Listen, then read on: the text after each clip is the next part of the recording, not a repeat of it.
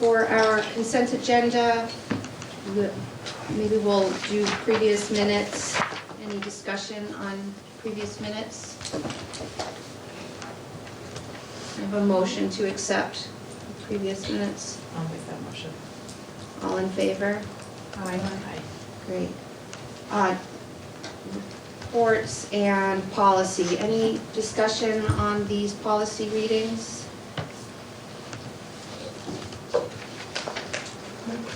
No? Okay, I'll move. All in favor? Aye. Great. Review prioritization, any need for changing order from anyone? Schedule? Okay. Where's Michelle on there? I beg your pardon? Could we put Michelle first? Michelle's Yeah, part first? absolutely, no problem. I just have some guests, and then we should leave after. Okay, I'm gonna do recognition of visitors. Yeah. That one, you'd like to slide them in then? Or? Yeah, right after that would be fine. That's In where the we go to central central office. office. I just Okay. want to move Michelle to the top of that Yeah, list. absolutely, no problem. So, if you could introduce yourselves, please? Heather Hawkins, behavior analyst for the district. I'm Crystal Godbout. I'm also a behavior analyst for the district. I'm Christine Collins, school psychologist and behavior analyst. Okay, so moving on to the central office updates. We'll hope you first, Michelle. All right. Great.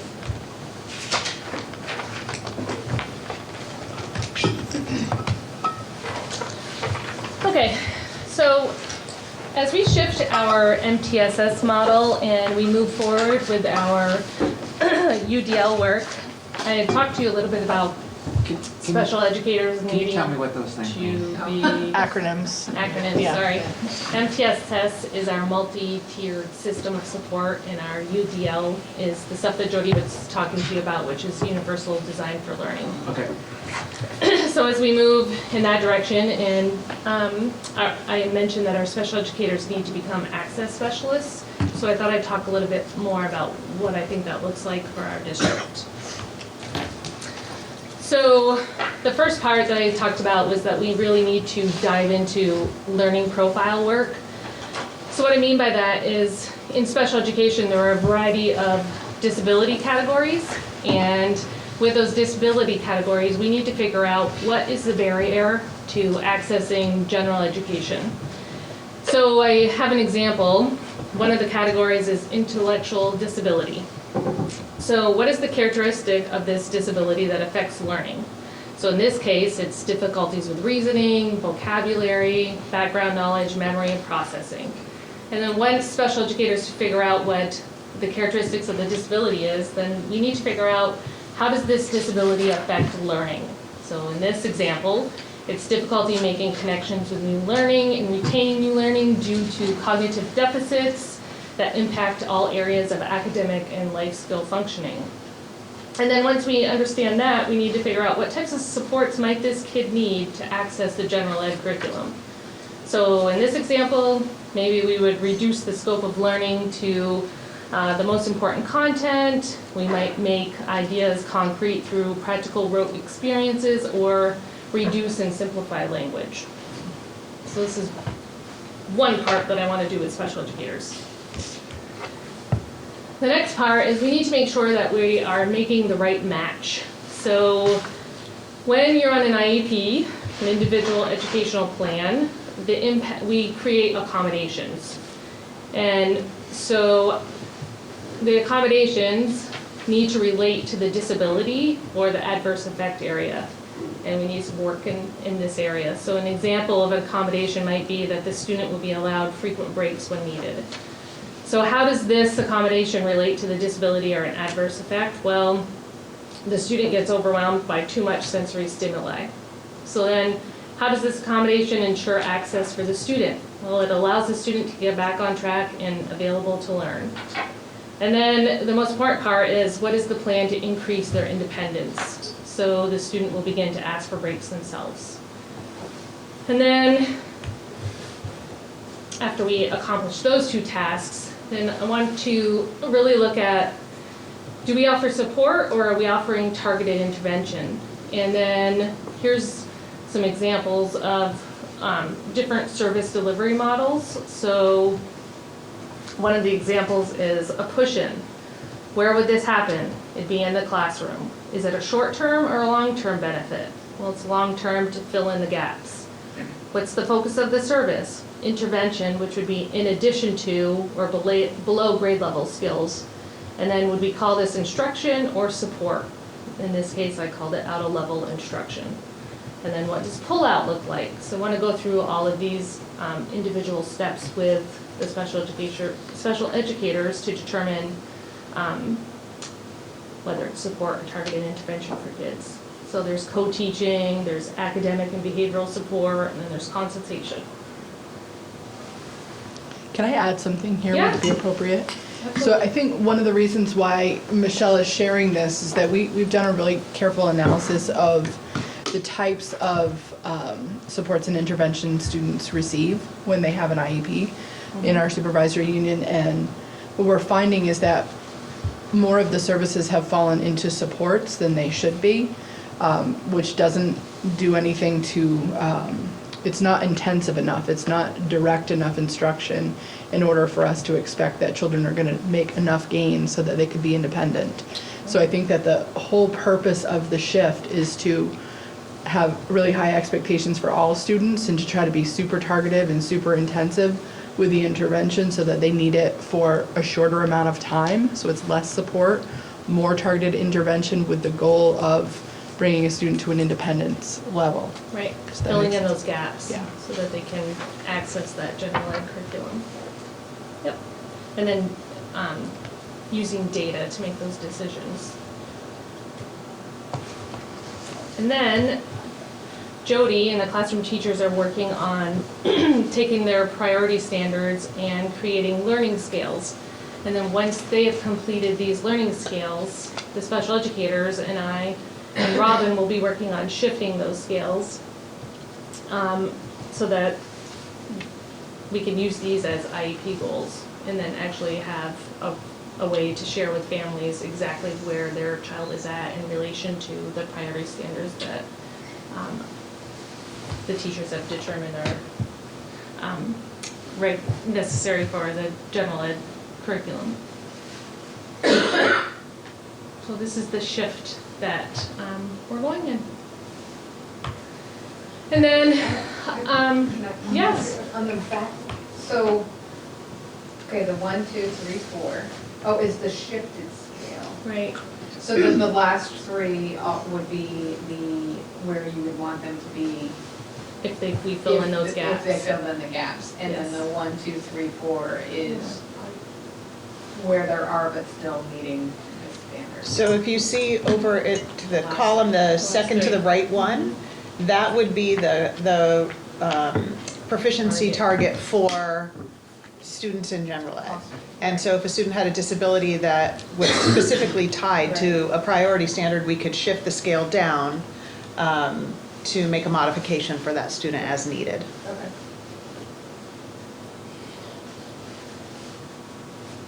It allows a better, I think, clarity for everyone about what the actual target is and the steps to get there.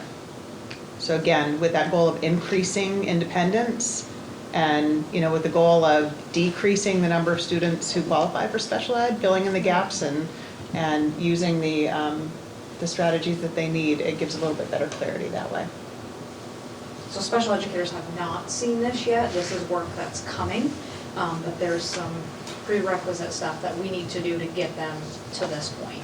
We're not there yet, but this is kind of where we want to go. Idea of how to shift. And we're on track to be done with the general ed scales by April. Right. I have to wait for them to. Yeah. Right. No, no,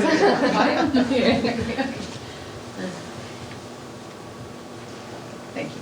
Yeah. So, a couple years ago, Shirley came to the board to talk about how we could build capacity with our behavior team. And so I thought that I would bring them here to share with you a little update on how it has evolved and what they're doing now. So that's why these ladies are here. So I'm going to let them take over the rest of this. So just wanted to show you a quick overview of our team. We've already introduced ourselves. We're the 3 in the supervisor column. If you look in the second column, we also have a couple people right now in schools that are in training to become supervisors. So at Enosburg Falls High School, we have Lindsay Morris, who's pursuing her board certified behavior analyst certification. And then we have Jeremy Sanborn at Richford Elementary, who's pursuing an assistant BCBA. And then we also have, in the last 2 columns, a bunch of one-on-ones who've taken training to become behavior technicians. The first column are those who have completed what we give them as a 40-hour training, and then the column after that are the ones that are currently in training. So as you can see, there's well over 20 members on our team at this point, so we're pretty integrated in the school system. So some of the supports and services that we offer are on our team are FBAs, which are functional behavior assessments, consultations, so working with teachers and staff to build recommendations and behavior plans, classroom management, like supporting teachers with class-wide behavior interventions, and developmental assessments, things like the VB map that can help assess things like communication, academics, social, motor, or adaptive skill needs. Some additional supports is our paraprofessional in-service trainings, training of the planning room staff, working on professional development so that people can learn new behavioral strategies, and weekly support staff meetings, as well as supporting social skills groups and workshops for parents and families. So this is all the stuff we do in addition to overseeing the behavior technicians and the behavior plans you normally think.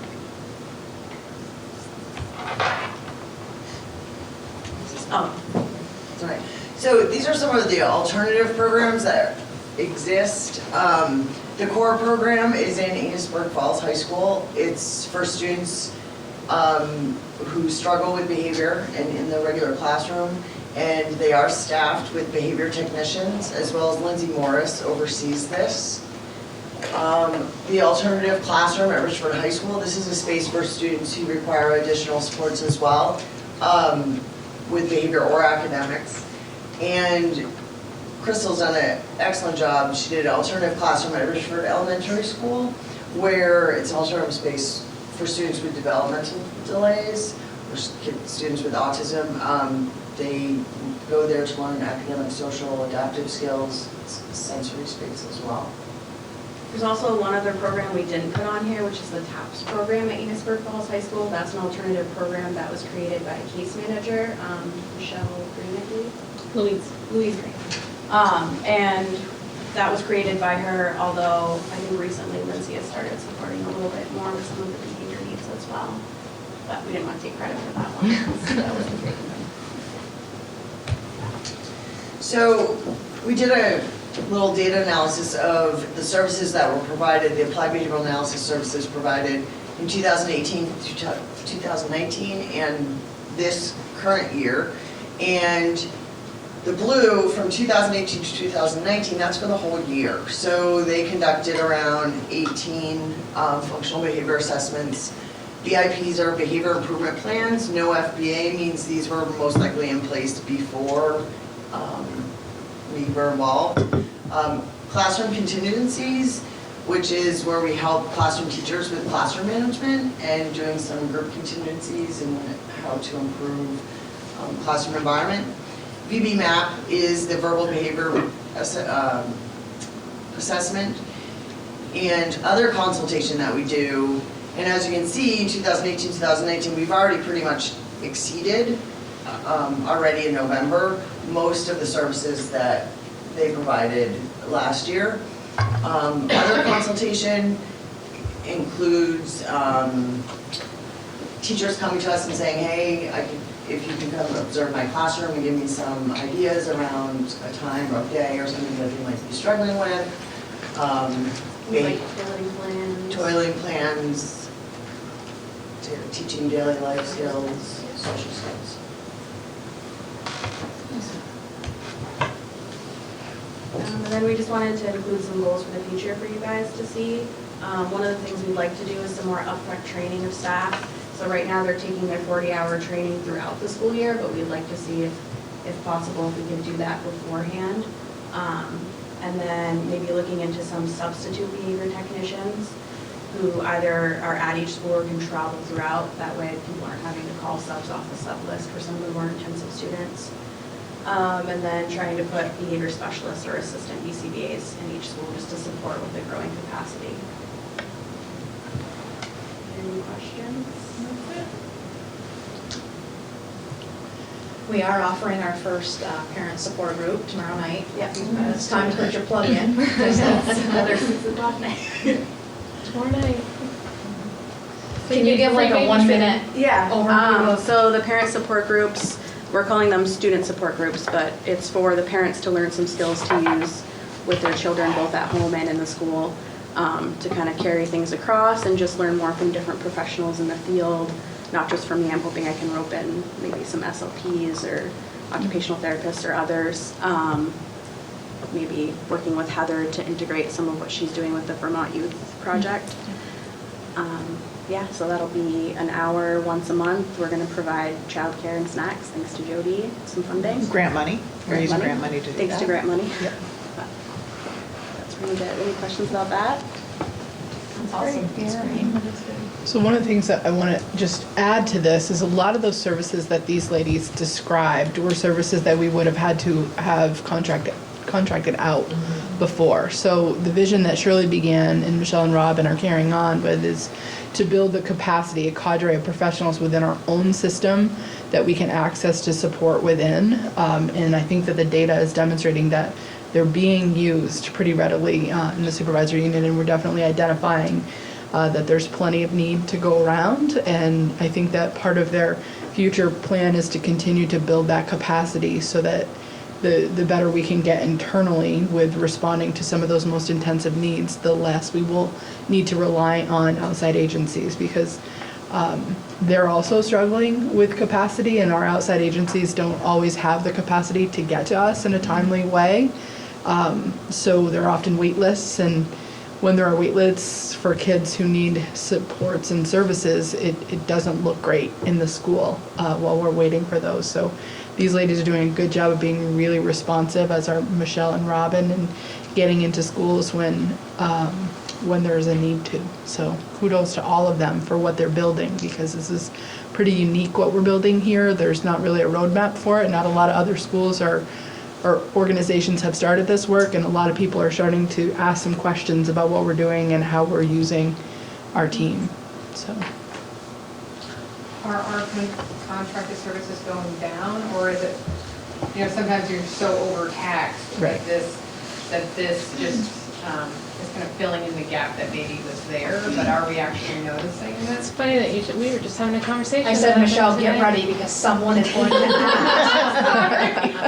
And I did not pay her to ask. I would say at this point, we have not done the data analysis around that, Right. but I would say that there's not an increase, but there's not a decrease. I'd Right. say we're maintaining. I think what's important to highlight is that the needs are really intense in some of our schools right now. And I think going back to what Lynn said, recognizing that, when we have this need, what we used to do, they're having just as much trouble finding people to support these roles. So we're building the capacity. So it's really hard because the needs are rising. It seems like we're getting more and more in the schools, and the intensity is like at a rate we've never seen before. So I'm sad to report that we haven't really seen a decrease, but I feel like we're able to provide the support so that staff can continue to come to work on a daily basis. I would Don't say do that their without job. the three of them, it would be very tough to get through some of the stuff that we've been through so far this year. We have a lot of success stories happening right now too with their feedback to classroom teachers, with plans that they've created that I think has allowed us to not have to reach out to the outside agencies.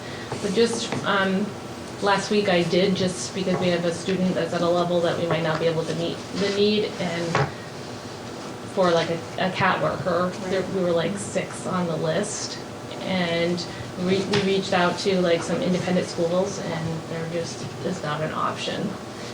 And then not an option for months So what do you do in the meantime? So We have a student on a wait list for the fall of next year. So again, like what do you do from October to June to support the teacher, to support the principal? So that's sort of where we're coming from. But I will point out, there are a few success stories in some of our schools, and as you can imagine, you know, people always say it gets worse before it gets better.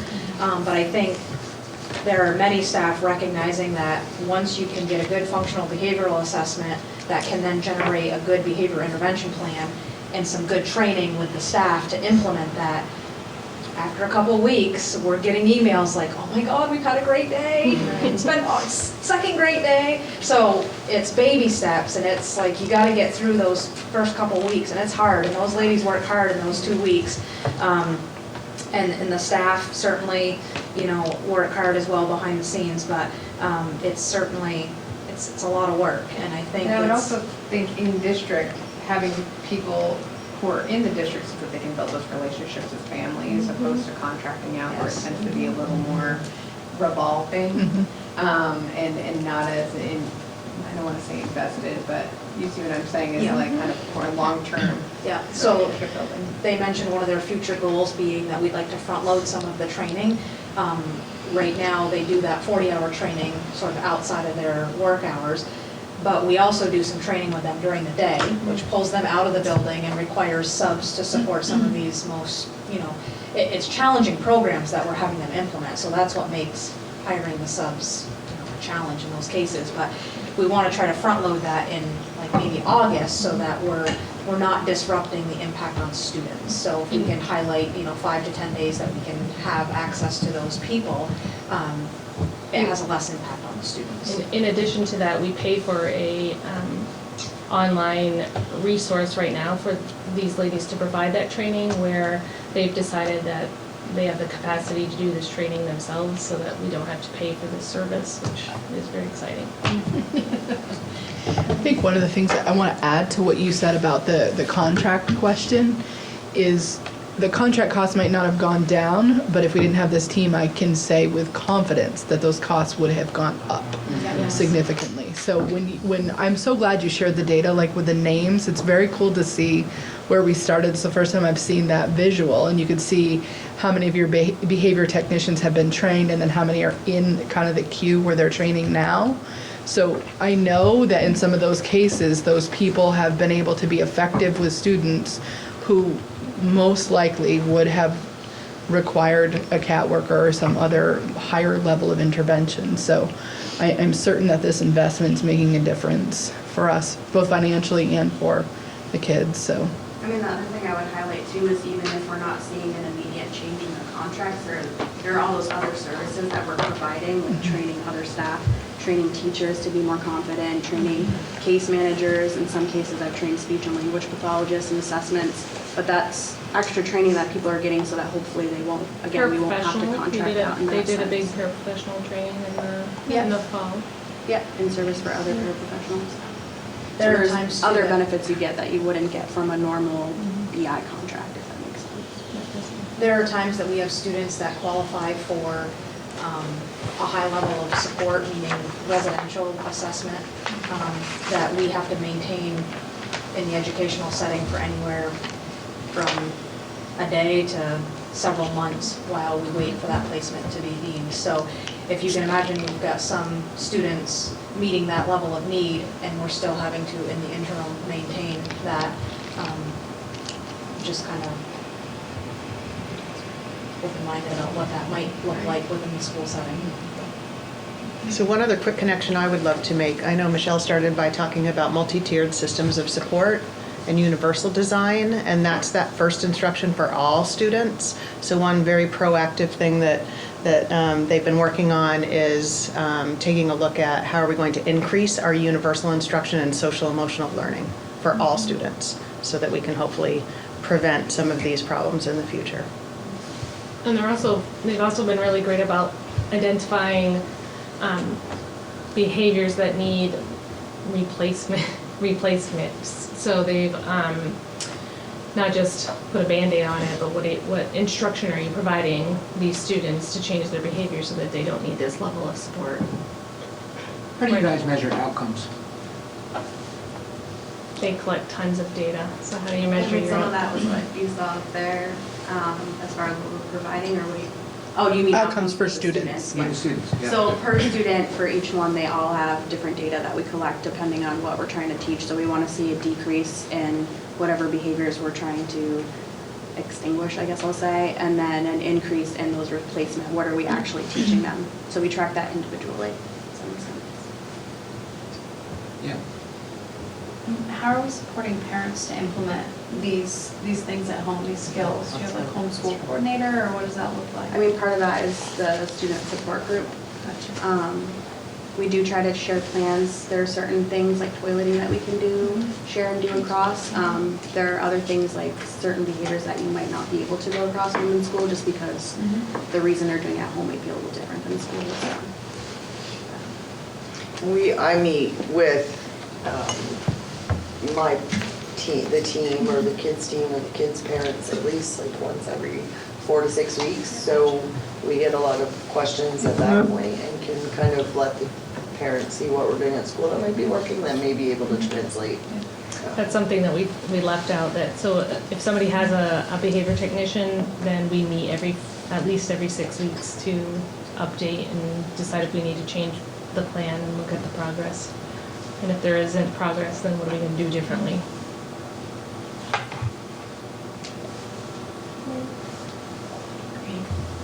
Thanks so much.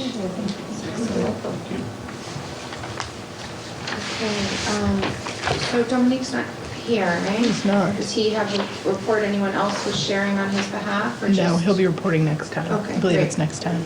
Okay, Jody, I don't have anything to report. you're good? Yep. Okay, excellent. So Heather, Yeah.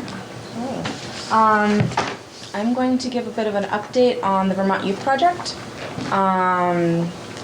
Anybody need a refresher on like the overarching? So the Vermont, just real quickly, like essentially it has the two goals. One is through student surveys and data we collect is to help communities amplify, connect, and perfect great programming that we already have. And then to help communities see new opportunities to provide healthy environments for youth. I have a little handout. Pass it around to them, please. Thank you. So in October, the students in Richford and Enosburg, grades 7 through 12, completed a survey. We will be getting the results back on December 18th during a community strategy workshop. And we're allowed to bring a team of 10 individuals per community, the two communities. There's still a couple of spots on the teams if anybody is interested in being a representative of Enosburg or Richford. I know Polly, your name came up at a select board meeting as possibly being interested. You have ended up either. Even when I wasn't there. You weren't there. It works out that way. So the handout that I gave you, this one page with a diagram on it was made by Robin Katrick. She's my main contact with Vermont After School, who's sponsoring this program. And it's really showing, just like highlighting how the project is taking some key components from different projects for youth development. The Iceland model, which is where we're getting the survey from. Finland, where they have a lot of youth voice with their youth councils, and then what we're already doing in our communities and Vermont-wide. Just kind of like reinforcing that we're not reinventing a wheel here. We're just we're using this real live data. It's just a couple months old information on checking in on where our youth are at, their perceptions of their community and environments, and protective and risk factors. And then the community strategy workshops are about making improvements for the youth. The surveys will be done yearly, which will be for the next, it's done this year, so 4 more years. And so that'll be a way to keep us informed on the progress that we're making. On the back, this movement is really building momentum with community partners. Franklin County Caring Communities have 2 grants out right now, which might be able to, should they be awarded the funds, up to $10,000 each for Richford and Enosburg to be able to implement some changes based on the community strategies that the workshops identify. I've reached out to the Community Foundation, Vermont Community Foundation, and they're very keen to be kept in the loop on this project. It's something that they might be interested in funding. I'll add that they're the ones who gave a small grant so that when I have community meetings starting in January, that we can provide some meals for the participants and some childcare. They also provide some funding for our McClure work-based program that we do in the Leaps After School program. And then we're collaborating with other organizations that I have listed on here as well. And I have spoken to the Enosburg and Richford Select Boards for their support. Right now, at this moment, the financial contribution that we're looking at is a $5,000 contribution from the school boards per year, and all of the other stuff so far is being funded by other grants, which is really great. $5,000 is it's a buy-in, it's a connection, but it's getting us a lot out of this. We have other organizations that are building capacity based on being connected with us and with this program, which is really amazing. Next steps is the December 18th planning meeting, like I said, and then community-wide forums and conversations that will start in January, and we'll have a couple more throughout the year. Would be happy to have some input and some ideas on when to schedule those. It's always hard to figure out weeknight, weekend, morning, evenings. It's always hard. We're not going to get everybody at one time. Maybe we change the dates, change the locations. Yeah, that's what we have. Any questions on that?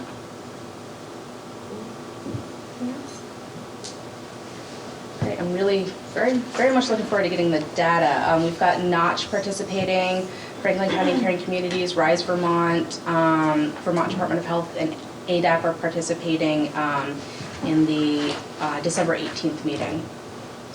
That's awesome. Yeah. Can you clarify for me, this is primarily in Enosburg and Richford? Yes. As their kind of initial phasing in, right? Yes. Not for in the schools of NMBU. So it's not happening, so the surveys are designed for the middle high school level. Yeah. So that's partially why we targeted those 2 communities. And this is a pilot project. Yeah. So starting small, because we did talk amongst ourselves about how big the whole SU. One of the things is the students in schools from the other towns go to these high schools, typically, for the most part. So the community meetings will be open to those community members as well. And enhancing, like what we do in this community will enhance experiences for other communities as well. Whether or not surveys are done in other K schools next year, possibly not, but maybe the year after if we decide to go that way. That's a possibility if we want to grow like that. Yeah. Thank you. And just because you said there was a $5,000 kind of the buy-in with the connection. Yeah. And then when you said we're getting others, is it like we're getting multiple grant opportunities or what Right. does that $5,000 do? Right, so the $5,000 provides us with the survey collection and the data analysis. It's a very detailed professional analysis along with ideas of what they've done in nearly 30 other countries as suggestions. Nobody's telling us how to do anything. But then just by doing the project, we are open up to other grants for our community. So the Franklin County Caring Communities, 2 grants there are just a suggestion or examples. I know they're also looking towards hiring more community support members to work specifically in these communities too as part of the project. And yeah, so it's a positive youth development program. It's also a substance misuse or abuse prevention program, and it's also because of drug use in our area, it's an opioid prevention program, so it opens us up to many other kinds of grants that target those 3 categories. Which can help us to take that data, and the grant money can be used for the action piece of this. Now what? We have all of this data, what's gonna come next for the youth in our communities? Right, and we have, in Enosburg, we were, LEAPS has a mini grant, a $3,000 grant to do work with high school students on participatory budgeting. So we're going to take the data or the strategies from the December 18th meeting and work with a group of students to say, okay, we have $3,000. Let's look towards one of these strategies and see what you can do as students, as youth in our community, to work towards that strategy goal.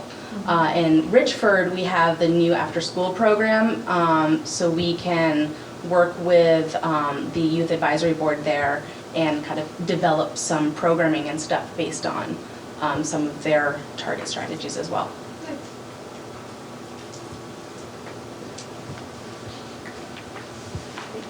you. So, Jamie.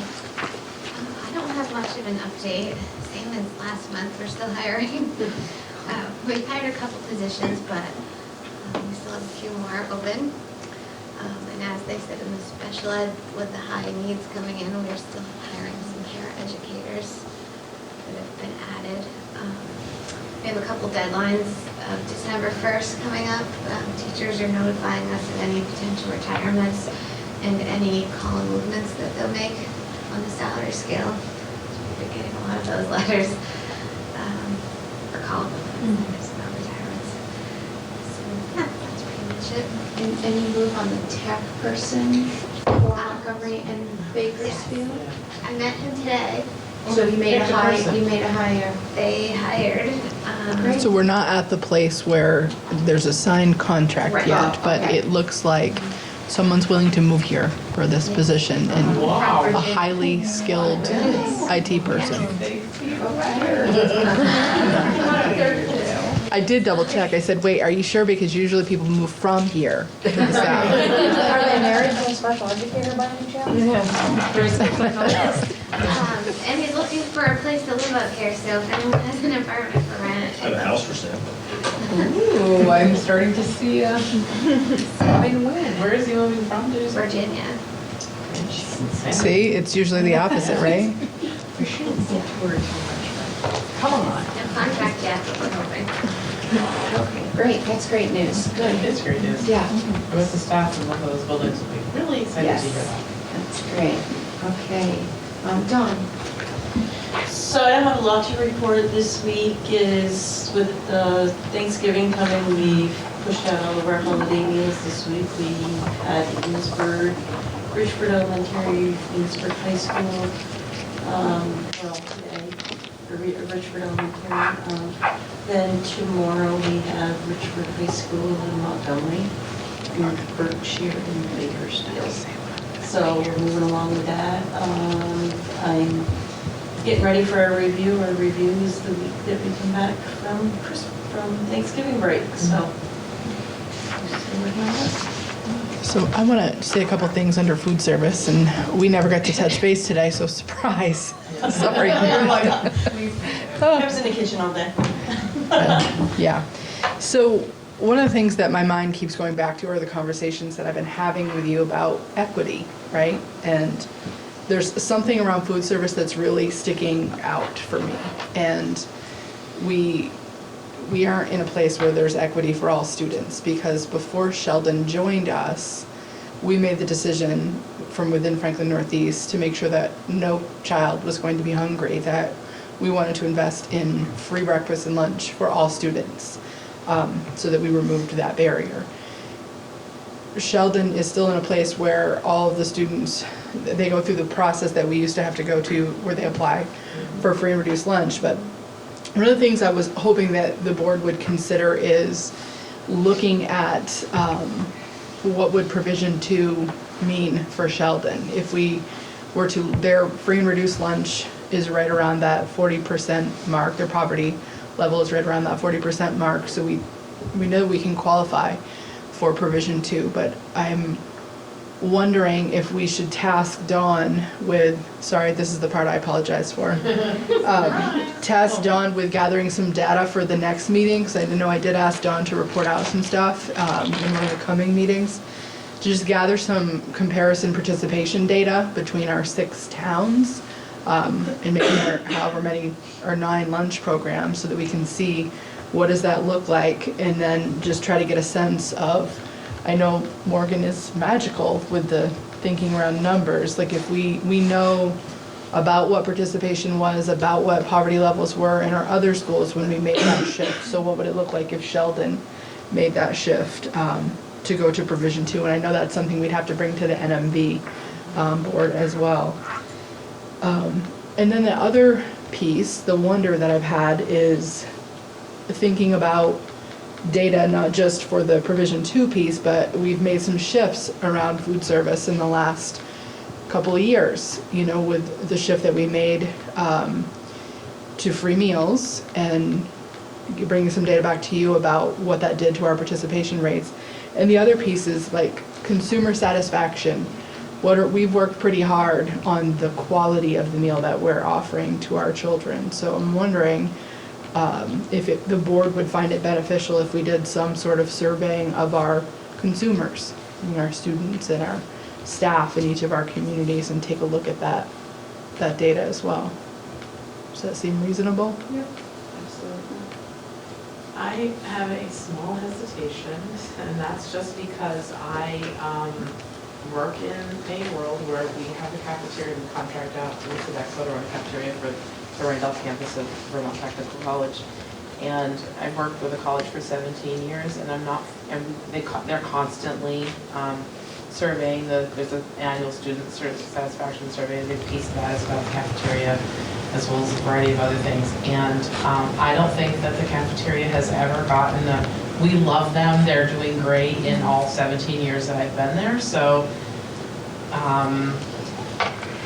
I know that there are a lot of parameters around what we are required to offer our customers. Mm-hmm. That 2 of the customers live with me, and those 2 customers sometimes don't like some of those food categories that are offered to them. So I just offer that as a caution that I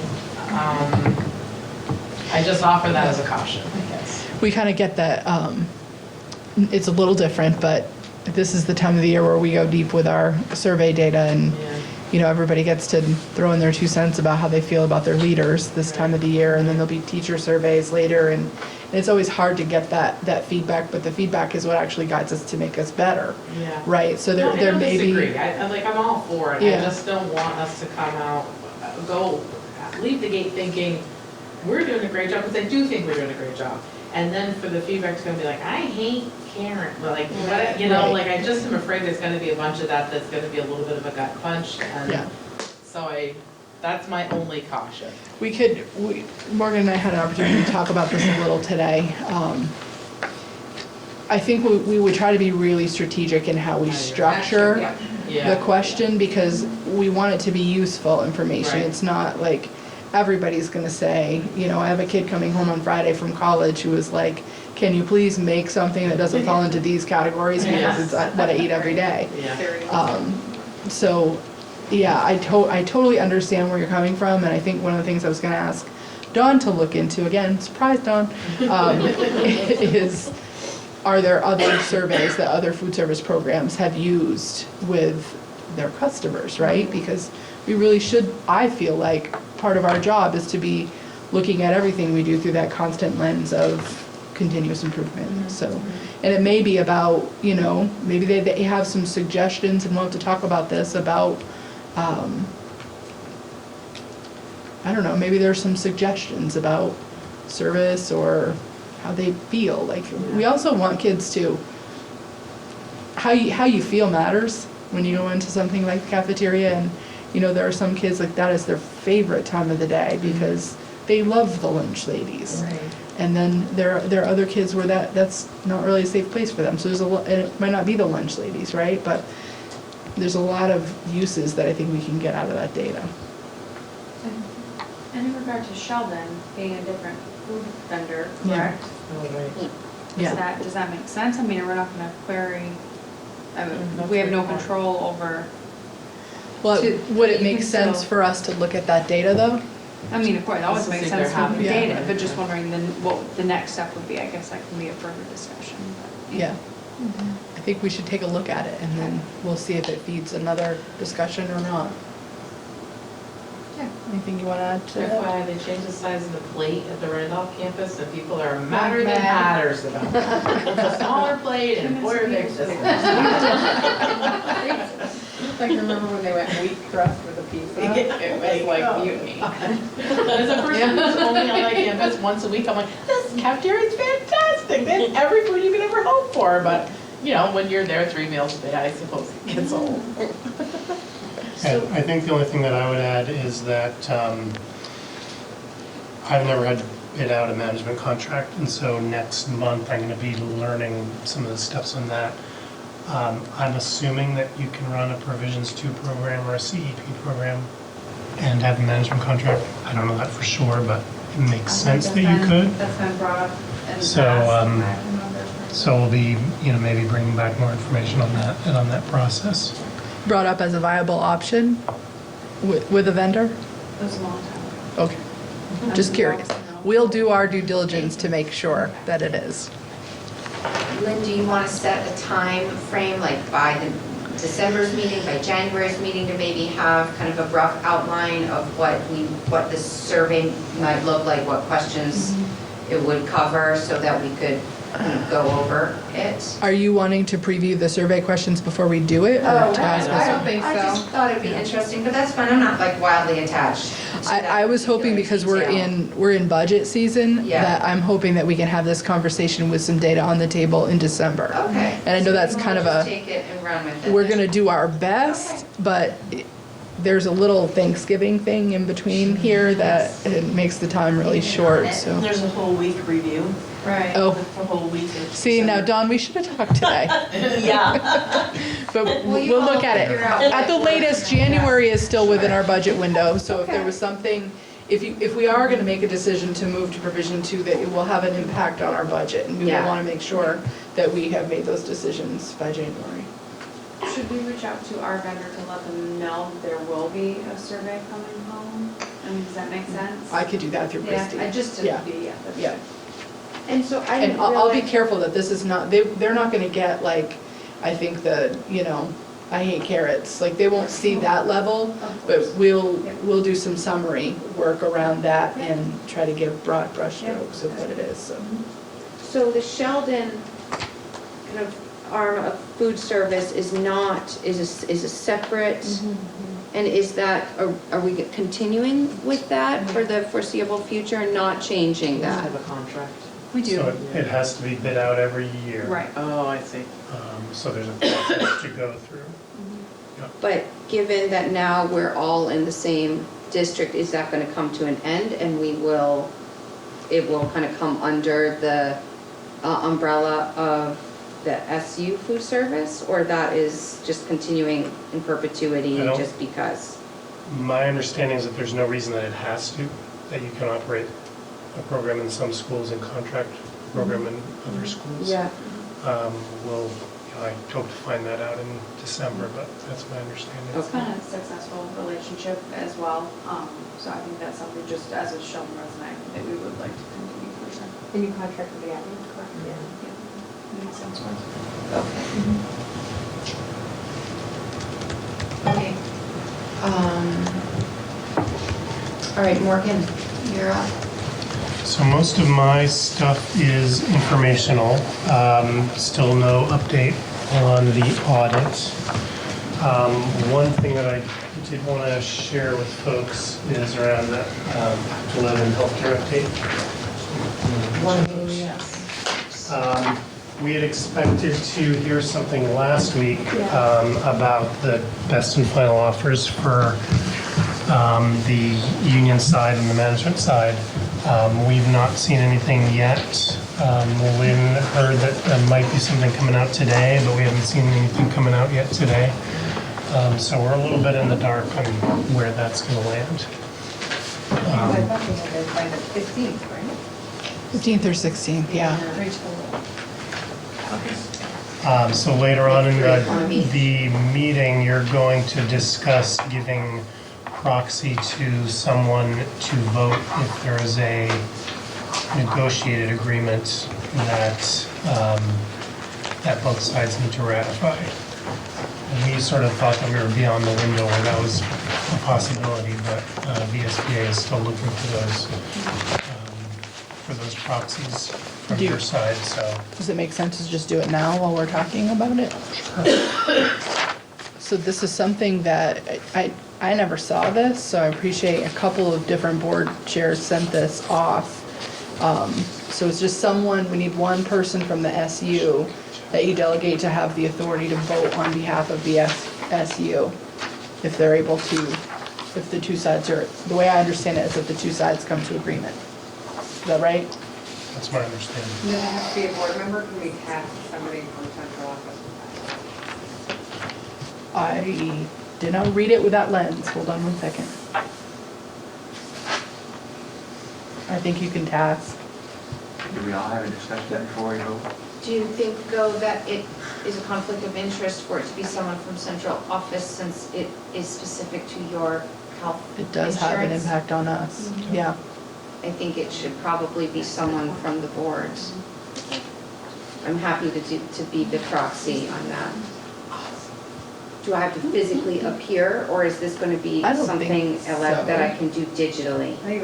It says email, phone number and email address of its voting delegate, which I think might imply that you're going to do it electronically. Okay.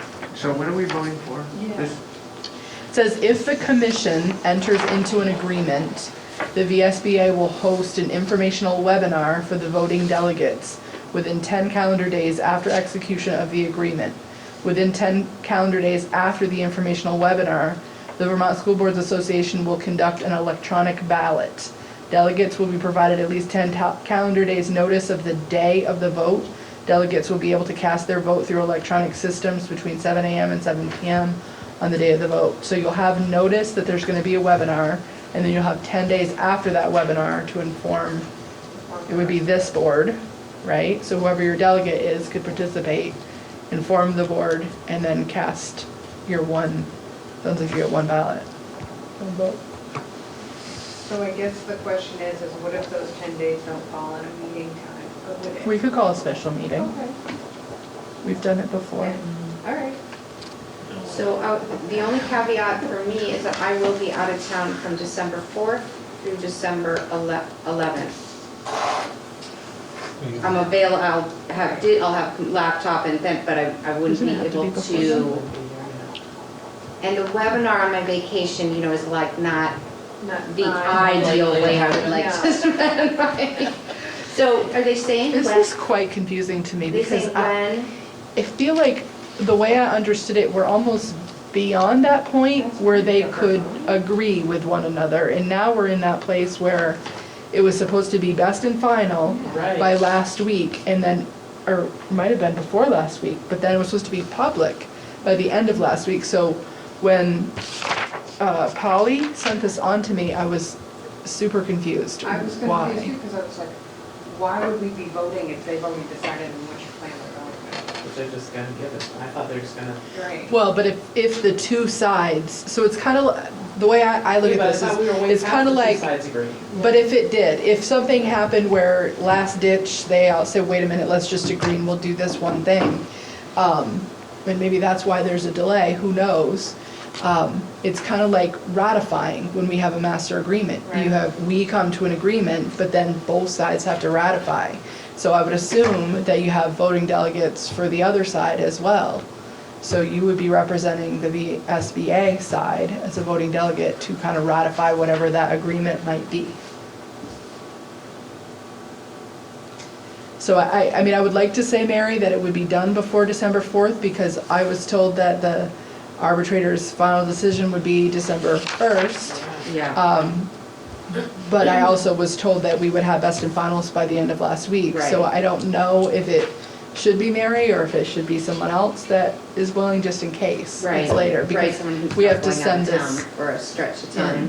So who wants an insurance webinar on their calendar to do this? Potentially. I Potentially. mean, I could do it until, and then if it has not happened we could have a backup person if it hasn't happened by December 4th.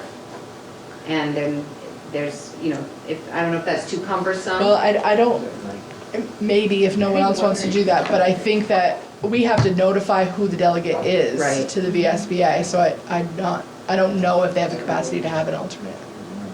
What is the webinar? Like, are there gonna be an idea of the day or? You'll get 10 days notice before the webinar would be. Like, when did you get So this? you'll Was this recent? You'll get less than 10 days Just a notice. few days ago that, I sent it to you the minute I got it. Yeah. So what is it? Those So 10-day the windows are the maximum, so if they sign an agreement, you might get a notification that the webinar's the next day, Because this was almost at the, and you might get notification of the vote is the Public day notice time. following. yeah. So, Rick, so the webinar it's not, you know how where you have to join and everybody watches at the same time, or is it just like you On can your watch own. it? Right. Hard to say, not knowing. Hard to say, not knowing. so it just says we'll host an informational webinar for the voting delegates. So, who wants to be Mary's backup? Rick, you said you would? You're gonna be here till the 4th? I will be here to the Okay, 4th. I'll be your backup. Okay. So we're gonna say Mary is the delegate, as long as it Mary is the happens by the delegate. 4th, and Rick will be the alternate.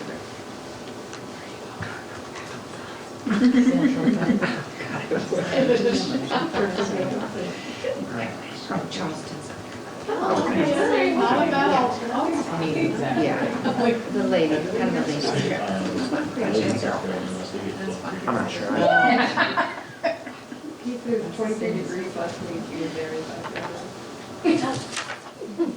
So you're gonna want a motion on the books for Wait, I'm that. still confused a little bit. You So- need to make a motion. So if the two parties come together, they're gonna have a webinar, right? Is that- Two parties make an If- agreement. Right. They're gonna have an informational webinar. Yeah, We have to have a special meeting. So hold on, the VSB, if the two parties agree, Mm-hmm. then the VSBA is Yeah. gonna hold an informational webinar with the VSBA delegates only. Within 10 calendar days after the execution of the agreement. With the VSBA delegates.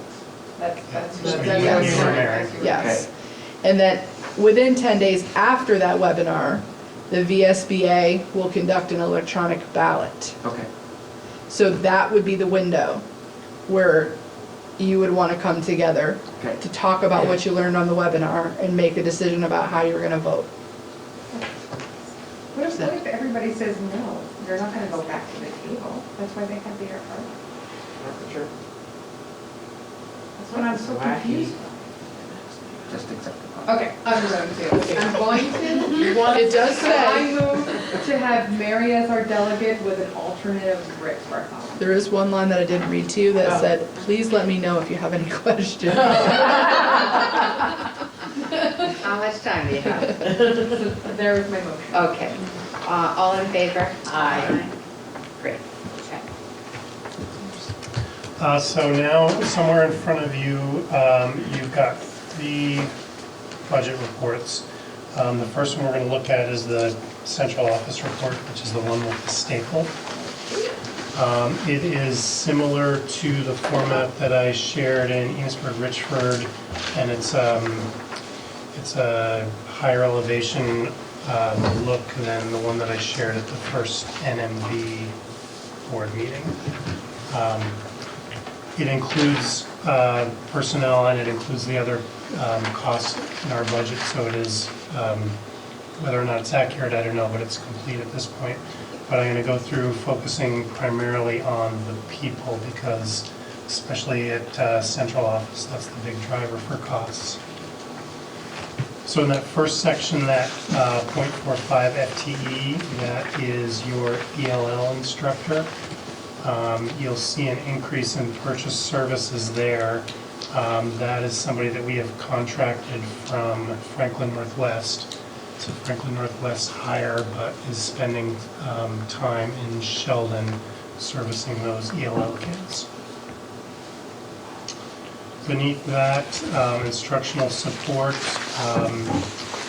in FY21, we have 1.2 FTE in there. 0.2 is Sharon Wright, who does the new teacher mentoring for you and has had that role for probably 4 or 5 years now. Yeah, at least. The other 1.0 is pieces and parts of Jody, Mary Ellis, and Jen Kennison. And it's that, that curriculum and professional development piece that we've had been moving out of the grants, CFP grants over the years. So the decrease there is that due to Sharon Wright, and we're really just kind of more accurately representing the time that she's spending.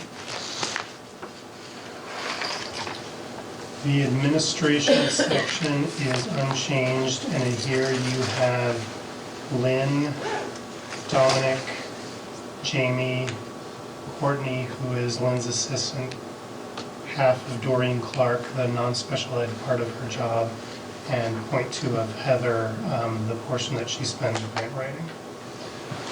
So no changes there. The bottom of that page is the new early ed director position that we discussed at the last meeting. And that just So that's is, just the ballpark. that's a complete guess, yeah. Okay. Top Wait, page, I'm sorry. Did we decide that was going to be an administrative position or that's an administrative position? it'll be an administrative contract. It won't be a full 260-day Okay. contract, but it'll be a little bit longer than a We school said year. like 195. Wait, okay. Top of page 2, fiscal is me, Roxanne, Mary, and Franny in the back office. And so for those regular programs, it's an increase of 0.8 FTE. So it's the addition of the early ed director and then the reduction, 0.7, and the reduction of Sharon. Bottom half of page 2, this is still really guesswork at this point. It's the food service program. We're pretty confident in the number of people needed, so that first line there, we went into the year with 23 people in the budget. We've had one person leave who is not replaced, and then a few people's are working reduced hours, so we're down a little bit over a person and a half from last year. Dawn and I will cycle back to come up with some better guesses on the supplies, which is primarily the food that you buy. But the initial look that I did this year is that it was significantly higher than what we budgeted.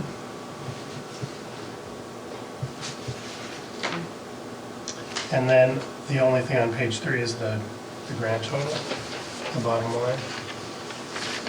So in terms of percents, because I know that's where Kevin is going to go next.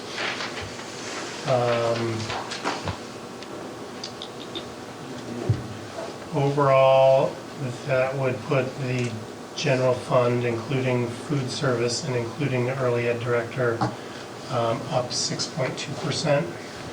If we backed out the early ed director and the food service increase, it was 1.7.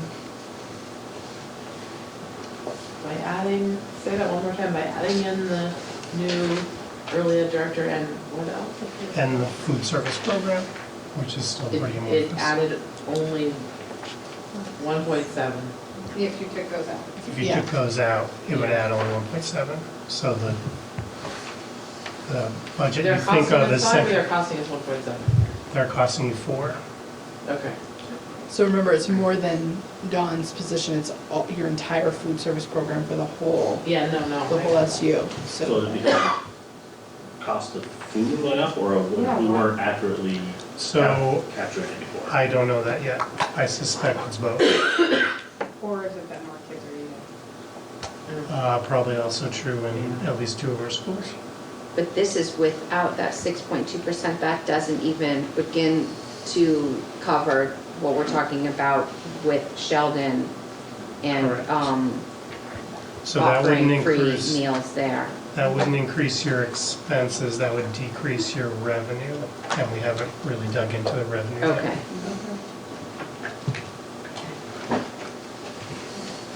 So one thing about food service. Yep. And the P2 thing.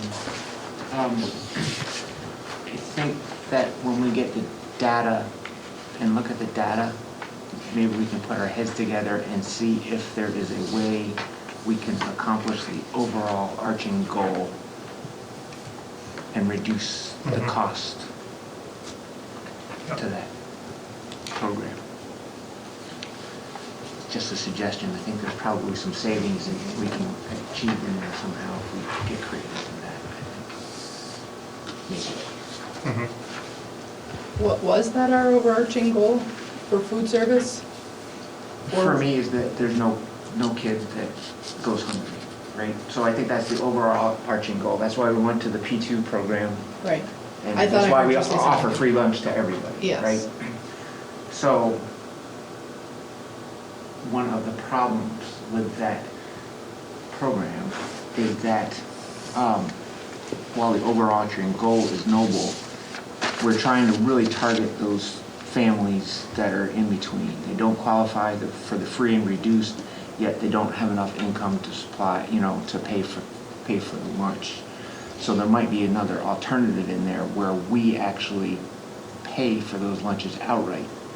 And we'd have to come up with our own system of eligibility in order to do that. Yeah. So Rick, for those of you who are not on the Enosburg board, Rick brought this up last year, right? Yeah. So this idea that if you're expanding the program to P2 or to the community eligibility program, if it's really just the folks who are not quite reduced, but up to a certain point where they're clearly not food insecure, if those are the only people that you're really concerned about capturing, could you somehow increase their ability to access the program without giving free meals to the folks who are here up to, 1,000,000% over the poverty level? Rick had asked me to ask the state about it, about that idea, and I think I have had a few conversations with them. And my read is that they haven't figured out a way to tell us that it is illegal yet, but they weren't excited about it. But it's certainly something that we could explore. You'd have to have very clear criteria, right?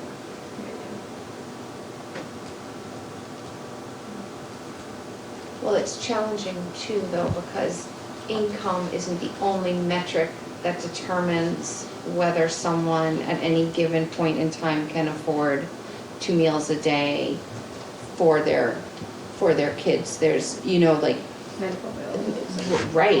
I mean, you can have a medical emergency and then all of a sudden you've got $10,000 in expenses that you weren't planning on. It gets into that kind of murky water of like, how do we become the arbiters of like who is deserving of a free or a free meal, and is the only metric income, because that seems complicated because people's lives are complicated, and I don't know.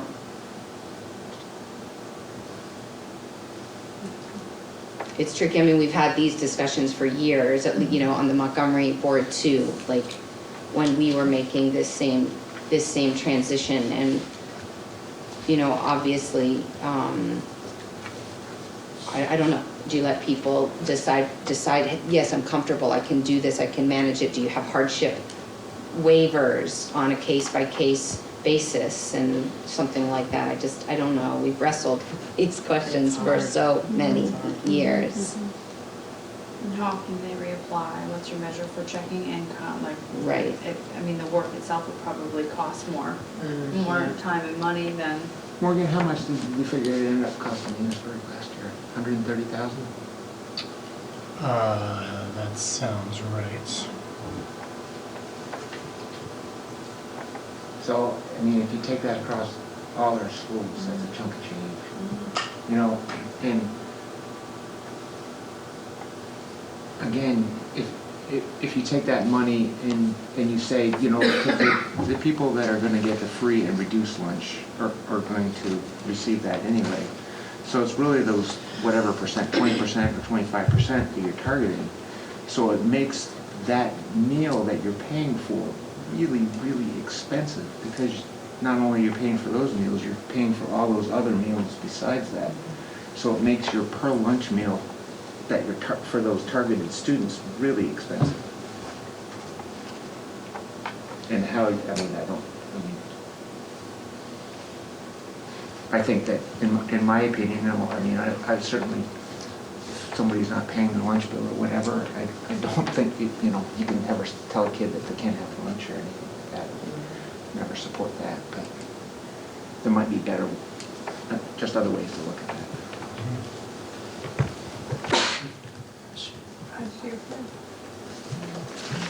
And I was hoping we can use, so what I was doing before, and what I think Morgan asked, is what if we could use some of the same forms that people were already filling out. And again, they didn't say it was illegal. And what we have to do is second income form.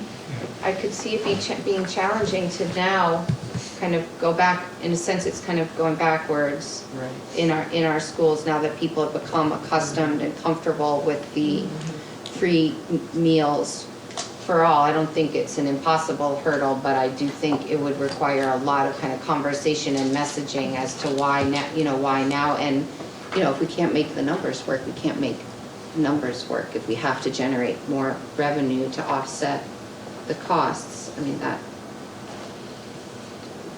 that may be where we land, and it's going to be very telling to see where, when you work the numbers for Sheldon, if we really are striving toward equity in this, in our current arrangement to draw in those all of Sheldon, then that may be very sobering to see the numbers, and it may, we may have no choice but to revisit, I suppose.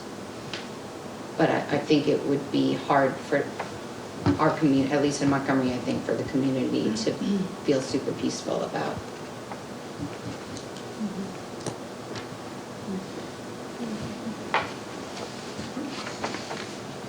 And that's an SU decision or a district decision? The teacher provision too, it's SU, right? It's an SU program. Okay. So it wouldn't have to go back to the NMD board? I don't think so.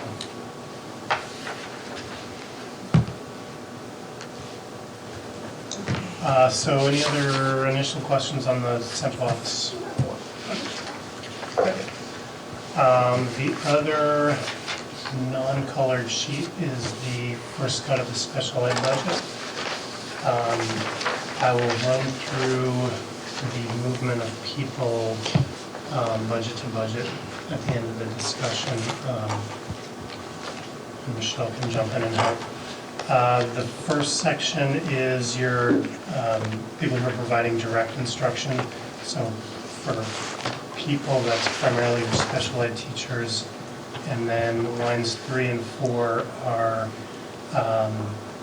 your hired, your contracted services like CAT workers and autism workers from NCSS. And then your students that you're paying tuition for outside programs. Those two numbers, I'm sure, are going to change a lot in the next 4 weeks. We got some bills today that Michelle hasn't seen yet, so I've gone in and tweaked these. I haven't shared that with her yet. But once we approve this in December or January, we're just going to be at our best guesses for those out-of-district placements. Which is the out-of-district number line, Morgan? So it's that fourth line, that's currently 733,000. Oh, okay. There's some other stuff in there, but primarily that's tuition payments to places like SOAR, Bill Cape.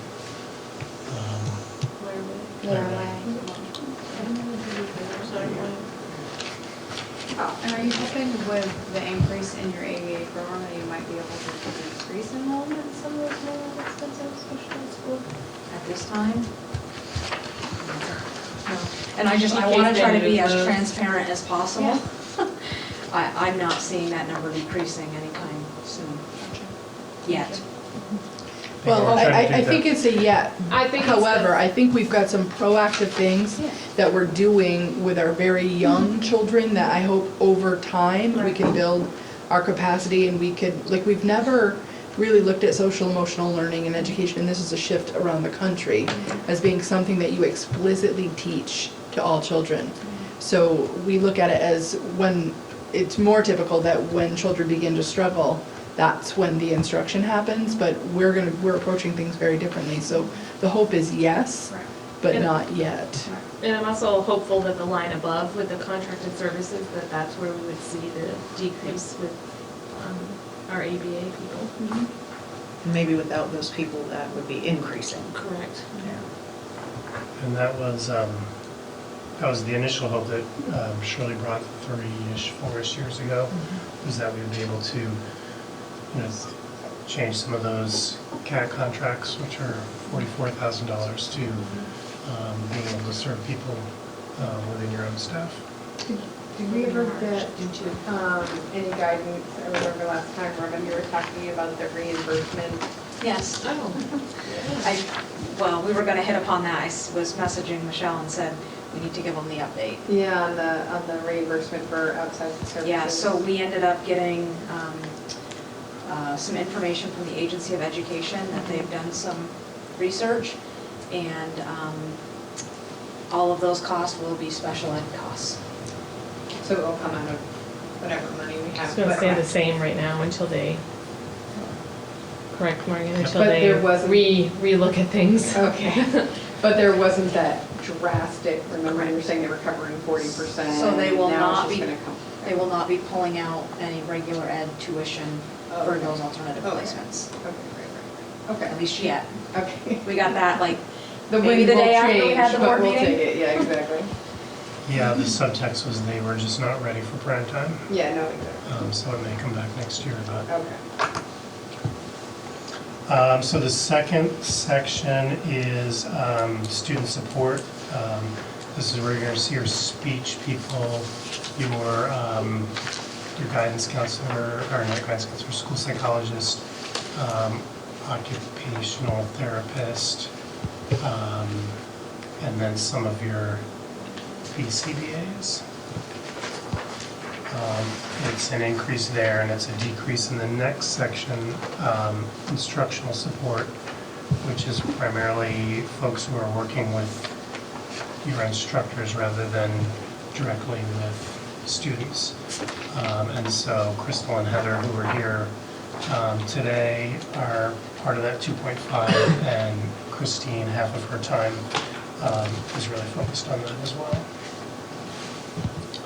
The bottom of page 1 starts an administration section, and there's another administration section on the middle of page 2. It's the same 3.5 people. We're doing them a little bit differently because of the Idea B grant. I had talked to the individual boards last year at some point about changing to the new chart of accounts and the new coding system that we have to report expenses under. We haven't really made the transition yet for the SU because we didn't have to build a new database for those districts, and so we're doing a little bit of catch up there. And then that last section with any dollar amounts, the 211,000 is special ed transportation. So we're gonna, it went from 3.5 to 1.5, and that's because you're saying 2 positions moved to a different section. Right, so just right above that, on that page, it's going from 0 to 2. There it is, okay, gotcha. So there is an increase, budget to budget of 2.4 FTEs, and I just kind of wanted to walk you through that. A lot of that will not be changes to people who are currently in the buildings. I believe we've only got a half-time additional position in the budget at the moment. So we increased an early ed teacher from early ed, regular ed to early ed special ed by 0.5 to better reflect what she's doing. We moved your occupational therapist from a contracted service to a direct hire, and that was 0.75 FTE. Shirley made 2 part-time hires last year that were not in the budget. One was a 0.3 additional SLP, and one was a 0.5 special educator who split early ed and K-12 special ed. It's primarily Spencer time in Bakersfield. And then the last bit, which again is really just a budgeting change, is we guessed an FTE for a school psychologist that we inherited from Sheldon, and we had guessed that she was working 0.7, and we've changed that to 1.0. Should have been 0.7, but 0.7 of a year-long contract, and she's really a 1.0 teacher contract.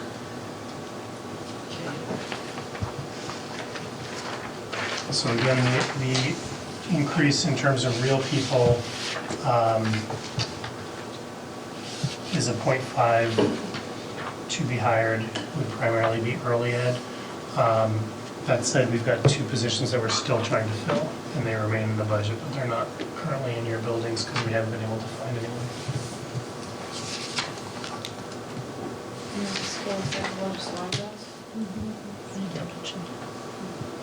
Special education. Yeah, the other 2 years.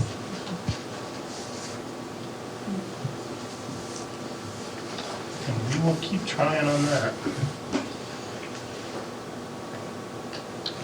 So for both of these budgets, obviously, things are going to change when we know what healthcare looks like. And there's nobody in either of these budgets that you have a negotiated contract with. So at some point when we finalize this, we have to be okay with those guesses, because we certainly won't know the teachers or the paras. You may have your administrators lined up by then. We're going to talk about that under my section. And then we'll be able to guess a little more accurately on health insurance. My guess is that we have enough money in here based on what I saw come out initially from the 2 sides, at least in your 2 budgets. But Morgan, the salaries that are reflected in this aren't reflecting possible, like what's going to happen with negotiations coming up. They're reflecting whatever my guess was last month at what might happen. Oh, For okay. negotiations. So Okay. there is an increase in there Great. for everybody. Okay. I just don't know how accurate it is. Need a crystal ball. I'll work on that for you first. Morgan, anything else, Morgan? So nothing else in the special ed budget, and then this sheet with the color, again, I have not done any attempt at trying to figure out revenue or tax rates, but this is what it will look like in your book, unless you tell me you want it to look like something else. And this is roughly what it looked like last year in the promotional materials.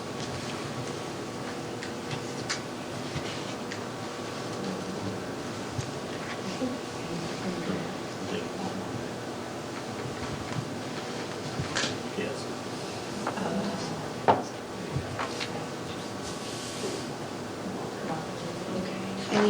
Any more discussion on financials? Okay, Lynn, you're up. Okay. So, I should just say that my agenda, there's a couple of things from last month that got carried forward on my agenda in your agenda packet. So the early childhood director proposal and the D2 discussion, those were not intended to be on here, so I apologize. Here is my agenda for tonight. So I want to talk a little bit about the concept of an early release day. So one of the things that we always struggle with is providing enough professional development for teachers. And we're lifting on some pretty big things, and we've been trying to tune you into some things that we're lifting on, and that's the intensive work we're doing around the multi-tiered systems of supports, both academically and behaviorally, and trying to do the work that we need to do so that our teachers understand that and are ready to, we can plan it, but if we don't do the right work, it doesn't get implemented on the ground. So what I'm asking the board to consider is a change to calendar for next year, and we have not, to my knowledge, I can pretty much say with certainty we have not done this before because I've been in every calendar for 25 years as an employee.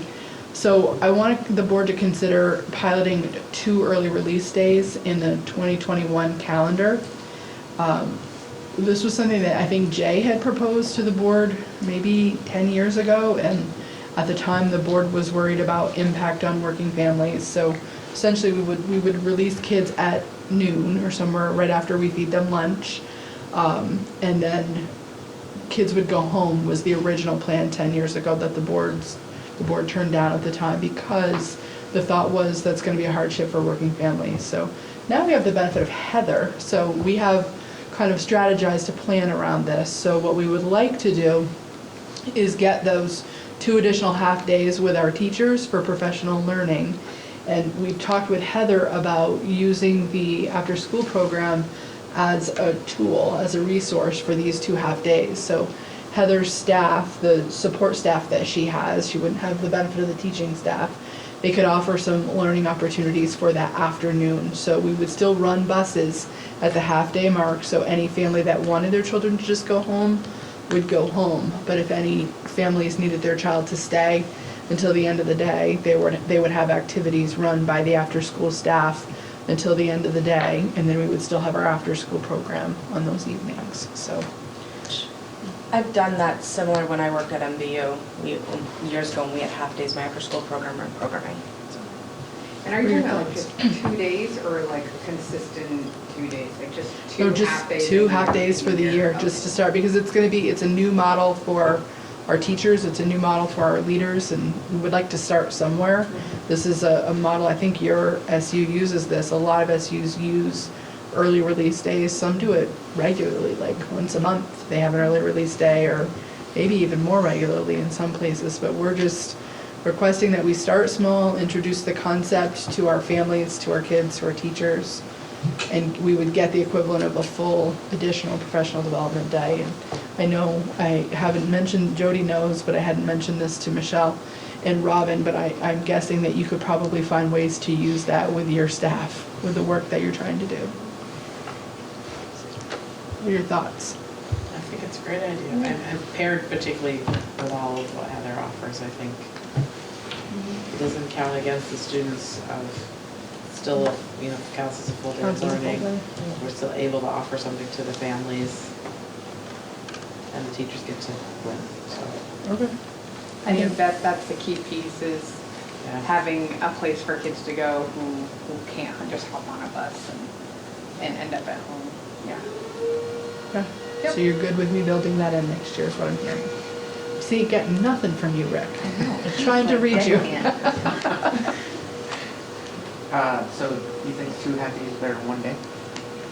I can't count it as a student day if we do 1 day, and you're gonna have to negotiate that in your contract, your master agreement, if we want an additional full day. I'd love an additional day. Well, I think 2 half days is better than 1 full day. Huh? Yeah, because that allows you to space things out and have more sustained work.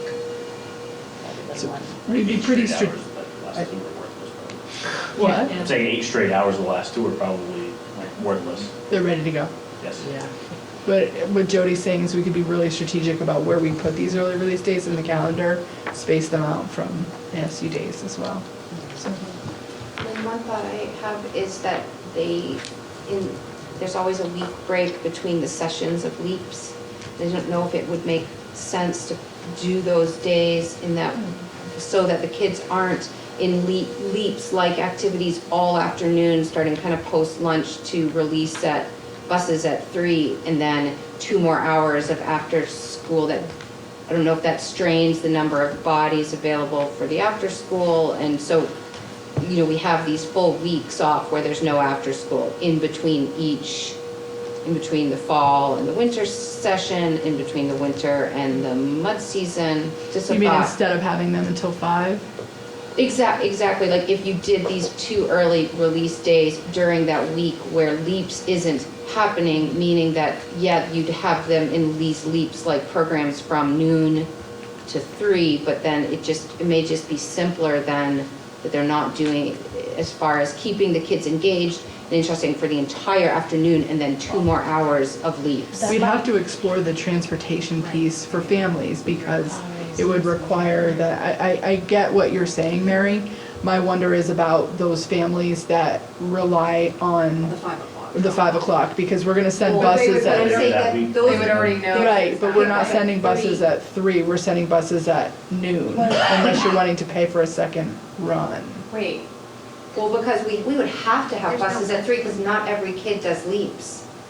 You'd have to have the buses at noon and regardless, and at 3. So when I did it at MVU, the first time we did it, we dismissed students at what would have been regular dismissal time, but there was no buses. So I had 10-ish kids maybe. What I did the next time around was I extended the day, so I didn't have my regular programming, but what it was that I was offering the students was extended, and then we went until 5, and we had more students, and it worked out. So we could alter our programming for the day. so noon, Yes, right? buses. Kids are going home, On the buses. but there's some kids who can't go home because there's nobody there. Right, So they would stay till 3. or they could stay until 5 through LEAPS. There wouldn't be buses at 3. That's what I'm saying. But there's no buses at 5 either, but working families could get back by 5. So we're trying to minimize the impact on working families so that it's not requiring that they lose a couple hours of work to get there early to pick up their kids. So we have pretty good participation rates in our schools, so it wouldn't be that every one of those childs was a child who was enrolled in LEAPS, but for that day, I'm sure we could work around Special so that they could, registration. so that they could have one day that they would stay till 5. I mean, it's just a little tricky. There's one category of kid and family that situation isn't ideal for. They don't want their kid to come home at noon, but their child isn't doing after school, and they need their kid to come home at the regular scheduled bus time. Right. So running another bus. I think that would be cost prohibitive to run 2 buses on any one day. And I think that we could make it work and we could support families. We've done that in the past with families if they're really stretched for rides, we've partnered them up with other families to see if we can get people to help out. Right, they get a whole year notice. And you think that kids who can't go home and stay home alone are riding a bus in most cases to a daycare type setting anyway? Right. So, yeah, I'd be curious to see what that would sugar out. I see what you're saying though. Yeah. Because I feel like in a way, we're obligated to provide busing at noon and busing at 3.